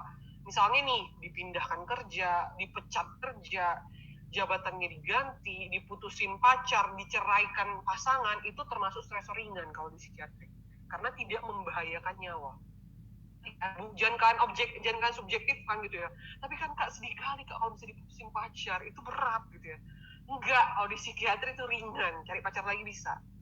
Tapi kalau misalnya orang tuanya dibunuh emang bisa cari orang tua lagi kan, nggak bisa gitu ya. Nah jadi itu kalau dia berat atau traumatik, dia yang membahayakan nyawa dia atau orang terdekat ya. Bisa juga misalnya dia ngelihat, jadi itu kan menimbulkan traumatik ya. Misalnya kita lagi jalan, tiba-tiba kita melihat ada orang dibegal, kemudian kepalanya putus. Nah, udah pasti ya traumatik, karena kan bisa jadi kalian yang mengalaminya, karena kan dekat gitu ya posisinya. Nah, itu termasuk stresor yang berat, katastrofik. Kalau dia stresornya ringan, yang terjadi akan timbul gangguan penyesuaian. Jadi cuma untuk penyesuaian aja. Oke, diputusin pacar, ya udah sedih-sedih, tapi bisa cari lagi. Oke, diceraikan, ya udah sedih-sedih, tapi ya hidup tetap berjalan gitu ya. Oke, dipecat kerja, sedih-sedih, bisa cari kerjaan lagi. Nah, itu gangguan penyesuaian. Jadi cuma perlu penyesuaian aja. Atau kita sebut dengan adjustment disorder. Kalau dia gangguan penyesuaian, ada 3 tipenya. Bisa jadi dia jadi depresi, tapi nggak sampai memenuhi seluruh kriteria depresi. Biasanya sedikit-sedikit aja. Misalnya dia setelah dipecat kerja, kemudian pasiennya jadinya sedih-sedih, ya. Kemudian dia kurang tidur, nggak mau makan, nah gitu ya. Jadi gejalanya mirip dengan gejala depresi. Terus Kak, ngebedain sama depresi gimana? Biasanya nih kalau di soal untuk depresi dia nggak akan dikasih tahu ada stresornya ya. Nggak jelas gitu stresornya. Tiba-tiba bisa depresi aja, kalau depresi gitu. Kemudian ada yang tipe ansietas. Nah, ansietas ini dia jadi cemas justru setelah terjadi hal-hal sebagai berikut gitu ya. Misalnya jabatannya diganti, jadinya cemas, ya, kemudian keringatan, berdebar-debar. Nah, itu tipe ansietas. Campuran antara gejala depresi sama ansietas. Oke. Kemudian untuk tadi, kalau dia traumatik, kejadiannya atau stresornya itu berat, katastrofik atau traumatik, bisa menjadi 2 hal, bisa reaksi stres akut, bisa PTSD. Kalau PTSD ingat dia lebih dari 1 bulan. Jadi untuk reaksi stres akut sama PTSD sama gejalanya, cuman PTSD lebih dari 1 bulan. Ya, dia ada flashback, kemudian bisa mimpi buruk tentang kejadian tersebut. Nah ini ya, sebenarnya terapi utamanya itu untuk psikoterapi dia CBT, Cognitive Behavioral Therapy. Bisa kalian tambahkan drug terapi. Cuman terutama tetap CBT dulu ya. Untuk farmakologisnya bisa pakai antidepresan. Ya, pilihan untuk DOC-nya tetap SSRI. EMDR itu dia cuma tambahan aja, tambahan terapi ya. Jadi ini ya, ini terapinya. Yang utama tetap nih, CBT ya, Cognitive Behavioral Therapy. Nah, selanjutnya bolehlah yang lain ya. Kalau prolonged exposure ini dia exposure jangka panjang ya. Tapi ini kadang kalau di psikiatri kurang dipakai sih. Kenapa? Karena bisa jadi pasiennya malah trauma ya. Malah menimbulkan capek kan kita ngadapin. Jadi dia nangis gitu ya. Nah, jadi jarang lah kita pakai. Nah, ini terapi tambahan. Yang ayam tadi EMDR kenapa salah? Karena itu cuma terapi tambahan. Jadi misalnya ada CBT plus EMDR itu baru benar. Tapi kalau cuma EMDR aja itu salah ya. Karena dia cuma masuk ke terapi tambahan. Movement desensitization and reprocessing therapy. Jadi intinya ini nih, EMDR. Waktu dia lagi ngomongin tentang traumanya, saya kan tanya, kemarin itu gimana Bu kejadiannya? Boleh nggak cerita? Coba disampaikan dulu, relax dulu, cerita gitu ya. Sambil kalian bilang, nanti waktu Ibu cerita ikutin ya Bu, ini gerakan tangan saya gitu ya, ke kiri ke kanan. Nah katanya sih jadinya efisien ya, jadinya pasiennya itu bisa fokusnya kan lain kan, karena kan dia ngikutin tangan sambil cerita, ujungnya apa? Jadinya dia bisa nanti agak bagus gitu responnya, jadinya menurun emosinya terhadap peristiwa traumatik tersebut. Nah, tapi ingat itu cuma terapi tambahan. Yang utama tetap CBT ya, Cognitive Behavioral Therapy. Jadi jawabannya yang entok ya, terapi kognitif ya. Ingat ya, psikoterapi suportif, interpersonal, EMDR itu cuma terapi tambahan saja ya. Jadi jawabannya yang entok. Oke. Udah terjawab ya Angel pertanyaanmu yang pertama atau belum? Atau ada lagi yang mau ditanya dari situ? Kira-kira. Udah ngerti ya bedanya dari si gangguan penyesuaian, acute stress disorder sama PTSD. Acem?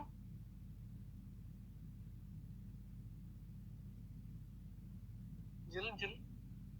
Kira-kira Jel? Oke. Jadi pertanyaan pertama udah terjawab ya di soal nomor 93.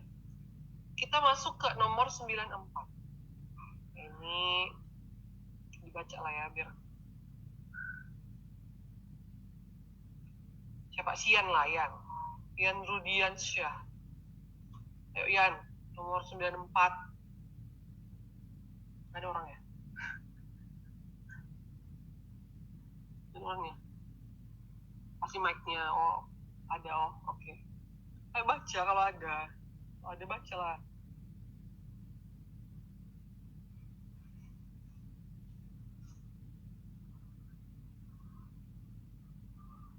Nggak dibaca. Baca ya, nomor 94. Bisa ya?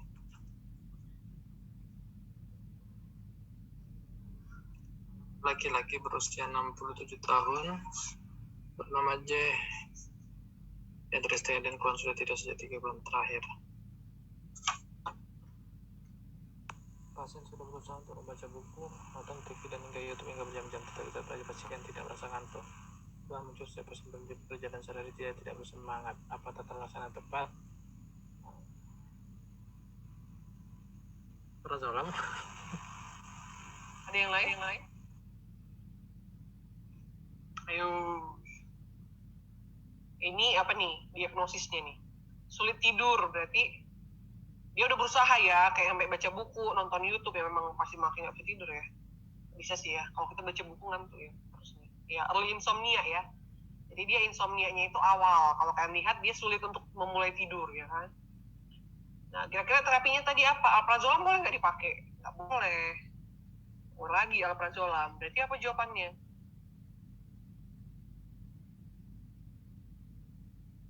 Kalau C punyanya siapa? Flurazepam. Yang Jepam ini kira-kira apa nih?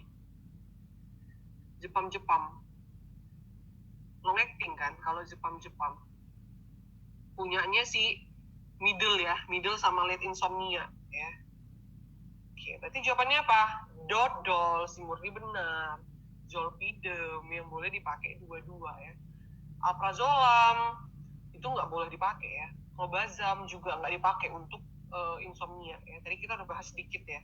Dibahas sih sebenarnya insomnia ini ya. Nih kalau kalian lihat dia terapinya itu untuk yang early dia biasanya kita pakai short acting benzodiazepine ya. Nih, triazolam, estazolam. Kalau middle to late yang long acting flurazepam ya. Kemudian clonazepam. Tapi ingat untuk yang alprazolam itu nggak dipakai ya untuk terapi insomnia. Apa nggak dipakai lagi lah untuk terapi insomnia. Nah, kalau yang non benzodiazepine lihat bisa pakai zolpidem, esopiclone sama doxepin. Makanya pilihannya ini karena nggak ada lagi ya kan. Yang benzodiazepinnya nggak bisa kalian pakai, alprazolam nggak bisa. Clobazam juga nggak bisa ya, nggak dipakai untuk insomnia. Nah, yang kita pakai ya ini ya 3 nih. Kalau flurazepam dia long acting. Untuk yang middle to late. Clozapam juga, kalau zepam ingat aja ya. Kalau zepam itu pasti long acting. Zolam dia biasanya short to intermediate acting ya. Tapi yang dipakai untuk insomnia itu dia triazolam, estazolam ya.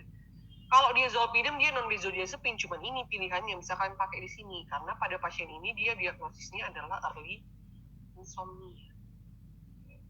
Oke. Jadi jawabannya adalah yang dodol. Zolpidem. Oke. Nomor 96. Hayati. Ya Kak, Nomor 96 ya. lelaki bernama L usia 18 tahun dibawa ke puskesmas karena tampak seperti kesurupan. Kejadian terjadi saat sedang menulis catatan saat guru sedang mengajar. Pasien berteriak-teriak dan kemudian nada suara berubah menjadi tinggi dan berteriak, "Mati kalian semua." Akan saat saya Nomor 95 deh. Sorry Hayati. Nomor 95. Ya Kak, seorang dokter bernama K mewawancarai seorang lelaki yang dibawa oleh sekelompok orang karena dikira tidak waras yang sebelumnya ditemui di jalan. Dokter, Bapak siapa namanya? Pasien, saya ingin ketemu Presiden. Dokter, mengapa Bapak di sini? Pasien, saya membuka toko. Ekspresi pikiran pasien di atas menggambarkan apa?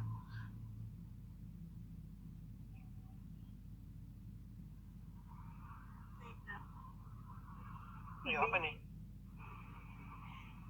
B ya Kak ya. Cantik ya, irrelevant. Ya. Jawabannya C ya. Kalau incoherent itu, kalau pernah kalian dengar, dia word salad. Jadi antara kata ke kata berhubungan kan masih berhubungan ya. Mengapa di sini saya membuka toko? Kan saya membuka toko kan masih bagus ya kata ke kata. Ya, kata ke kata kalau dia incoherent dia nggak berhubungan. Misalnya saya spidol jendela. Apa maksudnya? Kita nggak ngerti. Kalau ini kan kita ngerti. Saya membuka toko. Oh iya. Saya ingin ketemu presiden, ngerti. Cuma nggak menjawab pertanyaan kalian kan gitu ya. Yang kalian Bapak siapa? Ya saya ingin ketemu presiden. Loh, berarti kan irrelevant, tidak relevan. Tidak ada hubungan antara pertanyaan dan jawaban ya. Jadi jawabannya cantik. Nah, ini sekalian bahas ya. Sekalian tadi si Angel ada tanya juga tuh yang tentang yang pertanyaan kedua ya, tentang gangguan proses pikir. Nah, kita bahas gangguan pikir. Nah, ini dia. Untuk gangguan proses pikir itu ada 4. Jadi proses berpikir itu ada bentuknya yang bermasalah, bentuk pikir bentuk dari pemikiran. Bisa ada realistik, tidak nyata, tapi masih mungkin. Kalian tahu nggak sih, aku itu sebenarnya mantannya Justin Bieber loh. Nggak mungkin, tapi realistik, maksudnya masih bisa terjadi ya kan? Ya, karena sama manusia gitu ya, dia realistik. Kalau dia realistik, tidak mungkin dan tidak nyata ya, jadi nggak mungkin terjadi. Contohnya misalnya, kalian tahu nggak sih kalau dulu itu mantanku sebenarnya adalah malaikat yang datang dari dunia akhirat. Apa sih kakak ini gitu ya? Nah itu kan dia realistik ya. Udahlah nggak nyata, nggak mungkin terjadi.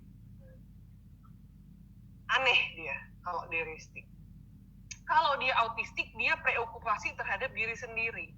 Ya, contohnya misalnya preokupasi diri sendiri, misalnya ya dia ngerasa dirinya lah pusat perhatian, ya nggak mau bersama yang lain, kayak pada pasien-pasien yang autis ya. Jadi nggak mau interaksi, nggak mau komunikasi. Ya.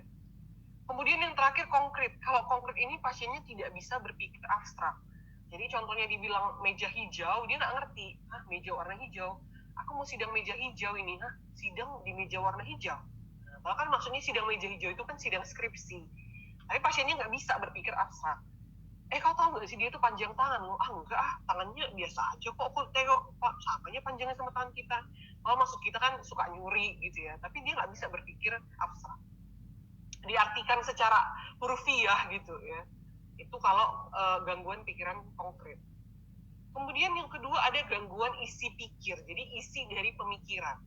Ada waham atau delusi, ada obsesi, ada kompulsi, ada fobia. Kalau dia waham berarti keyakinan yang salah, yang tidak bisa digoyahkan. Beda sama ide ya. Kalau ide masih bisa digoyahkan. Bisa digoyahkan. Kau tahu nggak sih kalau aku itu pacarnya Justin Bieber? Enggak. Si Justin Bieber udah nikah nih sekarang. Lihat nih. Oh iya ya. Berarti bukan aku ya. Itu ide. Enggak. Aku itu memang mantannya loh. Dulu itu kami backstreet supaya nggak dikejar-kejar orang. Masa sih kau nggak tahu? Nah itu waham. Nggak bisa digoyahkan. Ya. Kalau dia obsesi, dia pikiran impulsif ya, yang recurrent. Nanti kita bahas di OCD ya. Jadi obsesi itu pasti terobsesi. Udah tutup pintu belum ya? Udah tutup pintu belum ya? Nggak tenang dia, harus dilakukan. Kompulsi, ditutup lagi pintu, ya kan? Kemudian, pikir lagi, tutup pintu belum ya? Tutup lagi pintu, nggak siap-siap. Nah, itu obsesi kompulsi, ya. Kemudian fobia. Kalau fobia, dia takut yang irasional. Jadi irasional rasa takutnya. Ya, tadi kita udah bahas ya, sedikit di fobia sosial, fobia spesifik. Sebenarnya kan kalau orang normalnya sih orang nggak takut ya, terhadap ruangan tertutup, terhadap ketinggian, tapi kalau fobia dia takut yang irasional.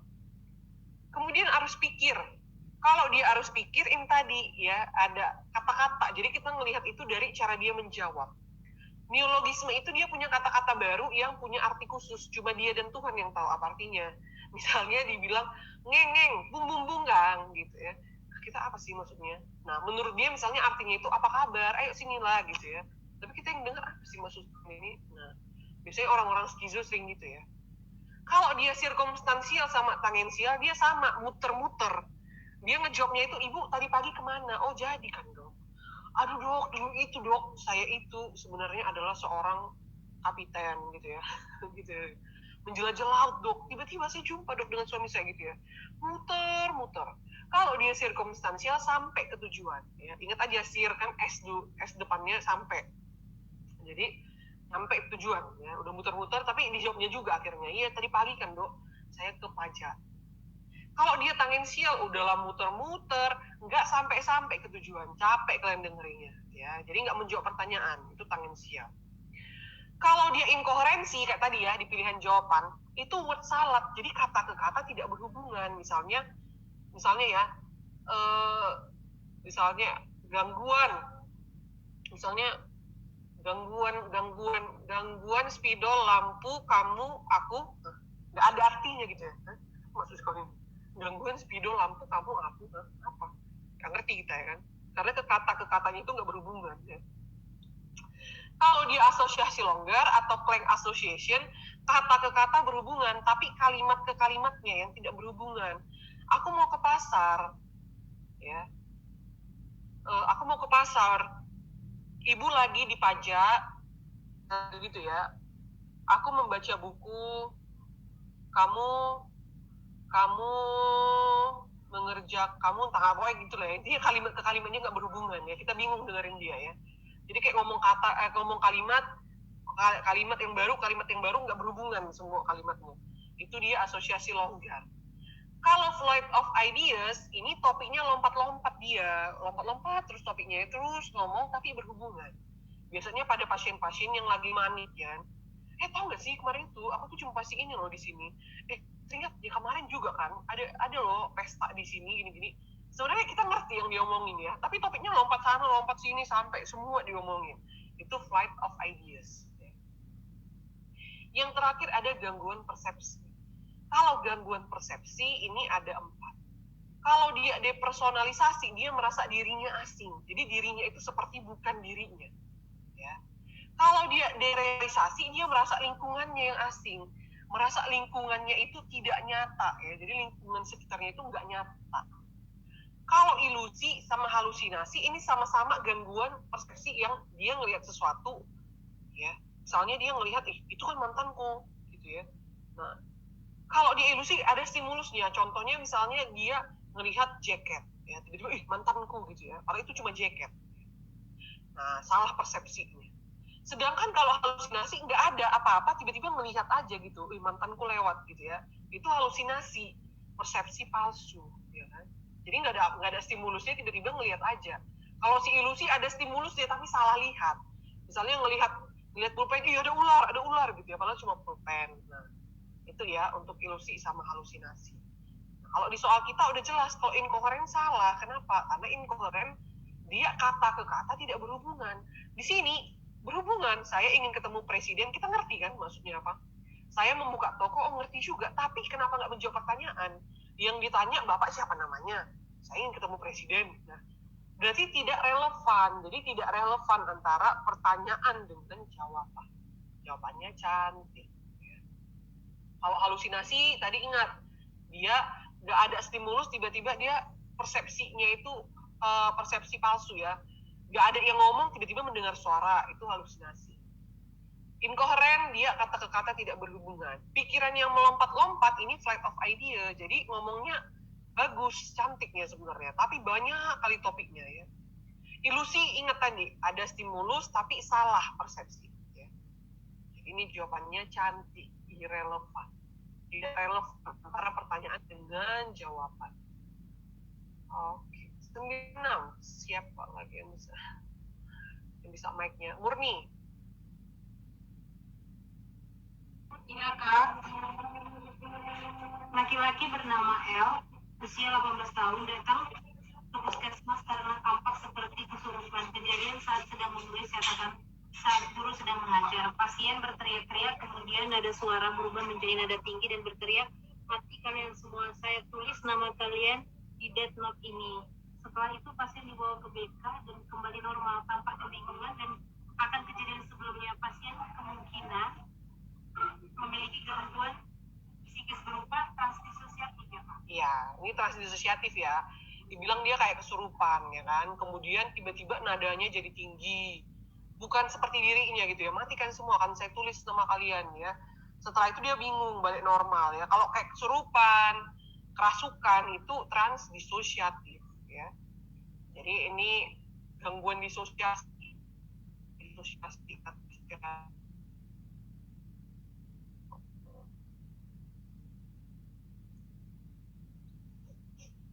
Ini ya gangguan disosiatif. Untuk gangguan disosiatif ada beberapa ya kan, ada amnesia disosiatif, ada fugu disosiatif, ada transdisosiatif, ada dissociative identity disorder atau multiple personality disorder, kepribadian ganda istilahnya ya. Kalau dia amnesia disosiatif, dia hilang ingatan tentang kejadian yang traumatik saja. Contohnya dia diperkosa, tiba-tiba dia hilang ingatan ya. Jadi dia pakai mekanisme pertahanan yang represi ya. Kemudian fugu disosiatif. Kalau fugu dia ciri amnesia disosiatif, dia lupa, tapi ada ciri khasnya. Pasiennya berpergian, kemudian ganti identitas dan berubah-berubah ya terus. Misalnya dari A jadi B, jadi C, jadi D, dan seterusnya. Tania di Siantar, besoknya pergi ke Jakarta jadi Sania ya, minyak kayak minyak ya. Kemudian pergi ke Bali jadi Bimoli gitu ya. Intinya dia ganti-ganti lah terus identitasnya. Dan berubah-berubah terus ya. Kalau transdisosiatif ini kesurupan ya atau kerasukan, kayak dikuasai pribadi gaib ya. Biasanya nanti suaranya jadi berubah. Nah, yang terakhir ada di ID, dissociative identity disorder. Kalau ini pasiennya kepribadian ganda. Biasanya dia berganti-ganti. Lucu kali sih. Dia ketawa kok ya, gara-gara Bimoli ya. Udah gak tau lagi aku nama-nama ya. Setelah tiba-tiba teringat Sania, ya udah lanjutkan lagi nama-namanya ya. Baiklah.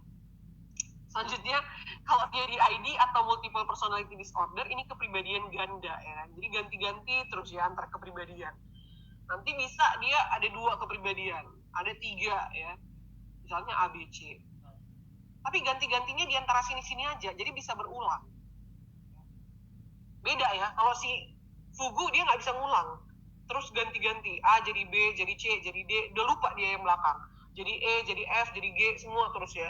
Kalau di ID dia antara 3 kepribadian itu misalnya cuma 3 nih kepribadiannya, dia ganti-ganti antara kepribadian. Itu di ID ya, atau MPD. Oke. Nah, di sini udah jelas pasiennya kayak kesurupan, berarti transdisosiatif. Ini yang dodo. Oke. Nomor 97.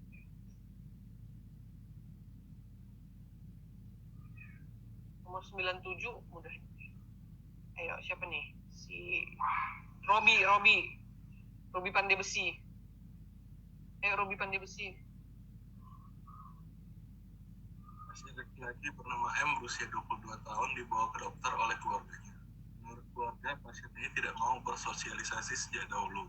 Pasien tidak mau berinteraksi dengan orang lain dan juga interaksi dengan keluarganya juga minimal. Pasien sangat suka menyendiri dan menghindari tempat ramai. Pasien tidak memiliki teman sama sekali. Apa kemungkinan diagnosis kasus di atas? Ayo, apa nih? Nggak mau bersosialisasi, nggak mau berinteraksi, penyendiri.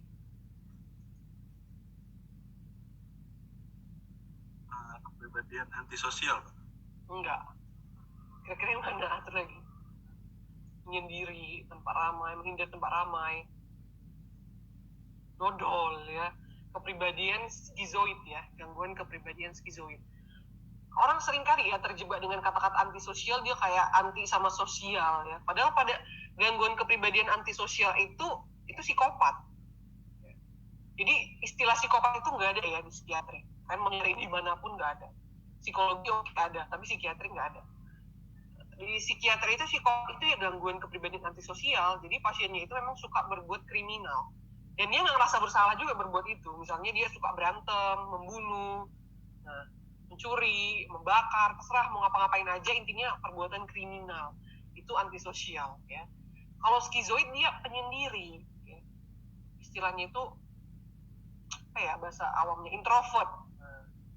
Ini hujan ya. Keren hujan. Baiklah. Kita bahas ya gangguan kepribadian.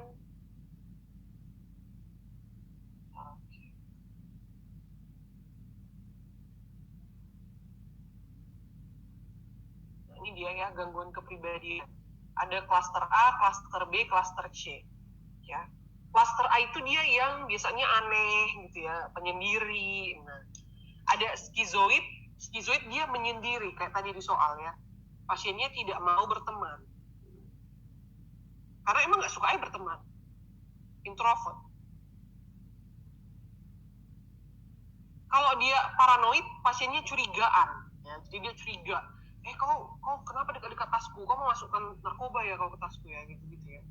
Kalau dia skizotipal, dia percaya hal-hal magic ya. Magic. Misalnya dia percaya kalau misalnya aku pakai baju biru, nanti pasti akan ada jodohku yang datang di persimpangan jalan, ya, kayak gitu. Dan hujan. Ya, bentar aja. Tutupin dulu. Kalau hujan.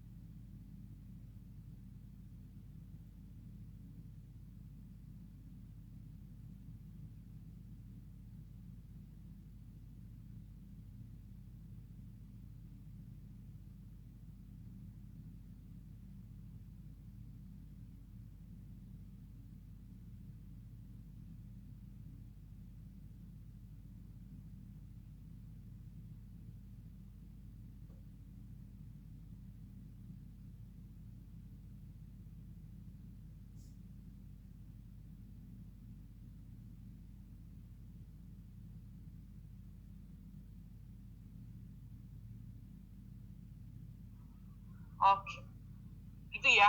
Nah, lanjut ke klaster B. Kalau klaster B ini biasanya yang mengganggu orang lah gitu ya. Contohnya tadi itu antisosial, dia bandel, kriminal, itu antisosial. Histrionik dia drama queen ya. Jadi pasiennya itu bisa suka menjadi pusat perhatian. Borderline ini ambang, biasanya suka labil, marah-marah, nangis-nangis, kemudian ada gangguan relationship atau hubungan. Kalau dia narsisistik, ini preokupasi diri sendiri, jadi pasiennya tidak ada empati terhadap orang lain.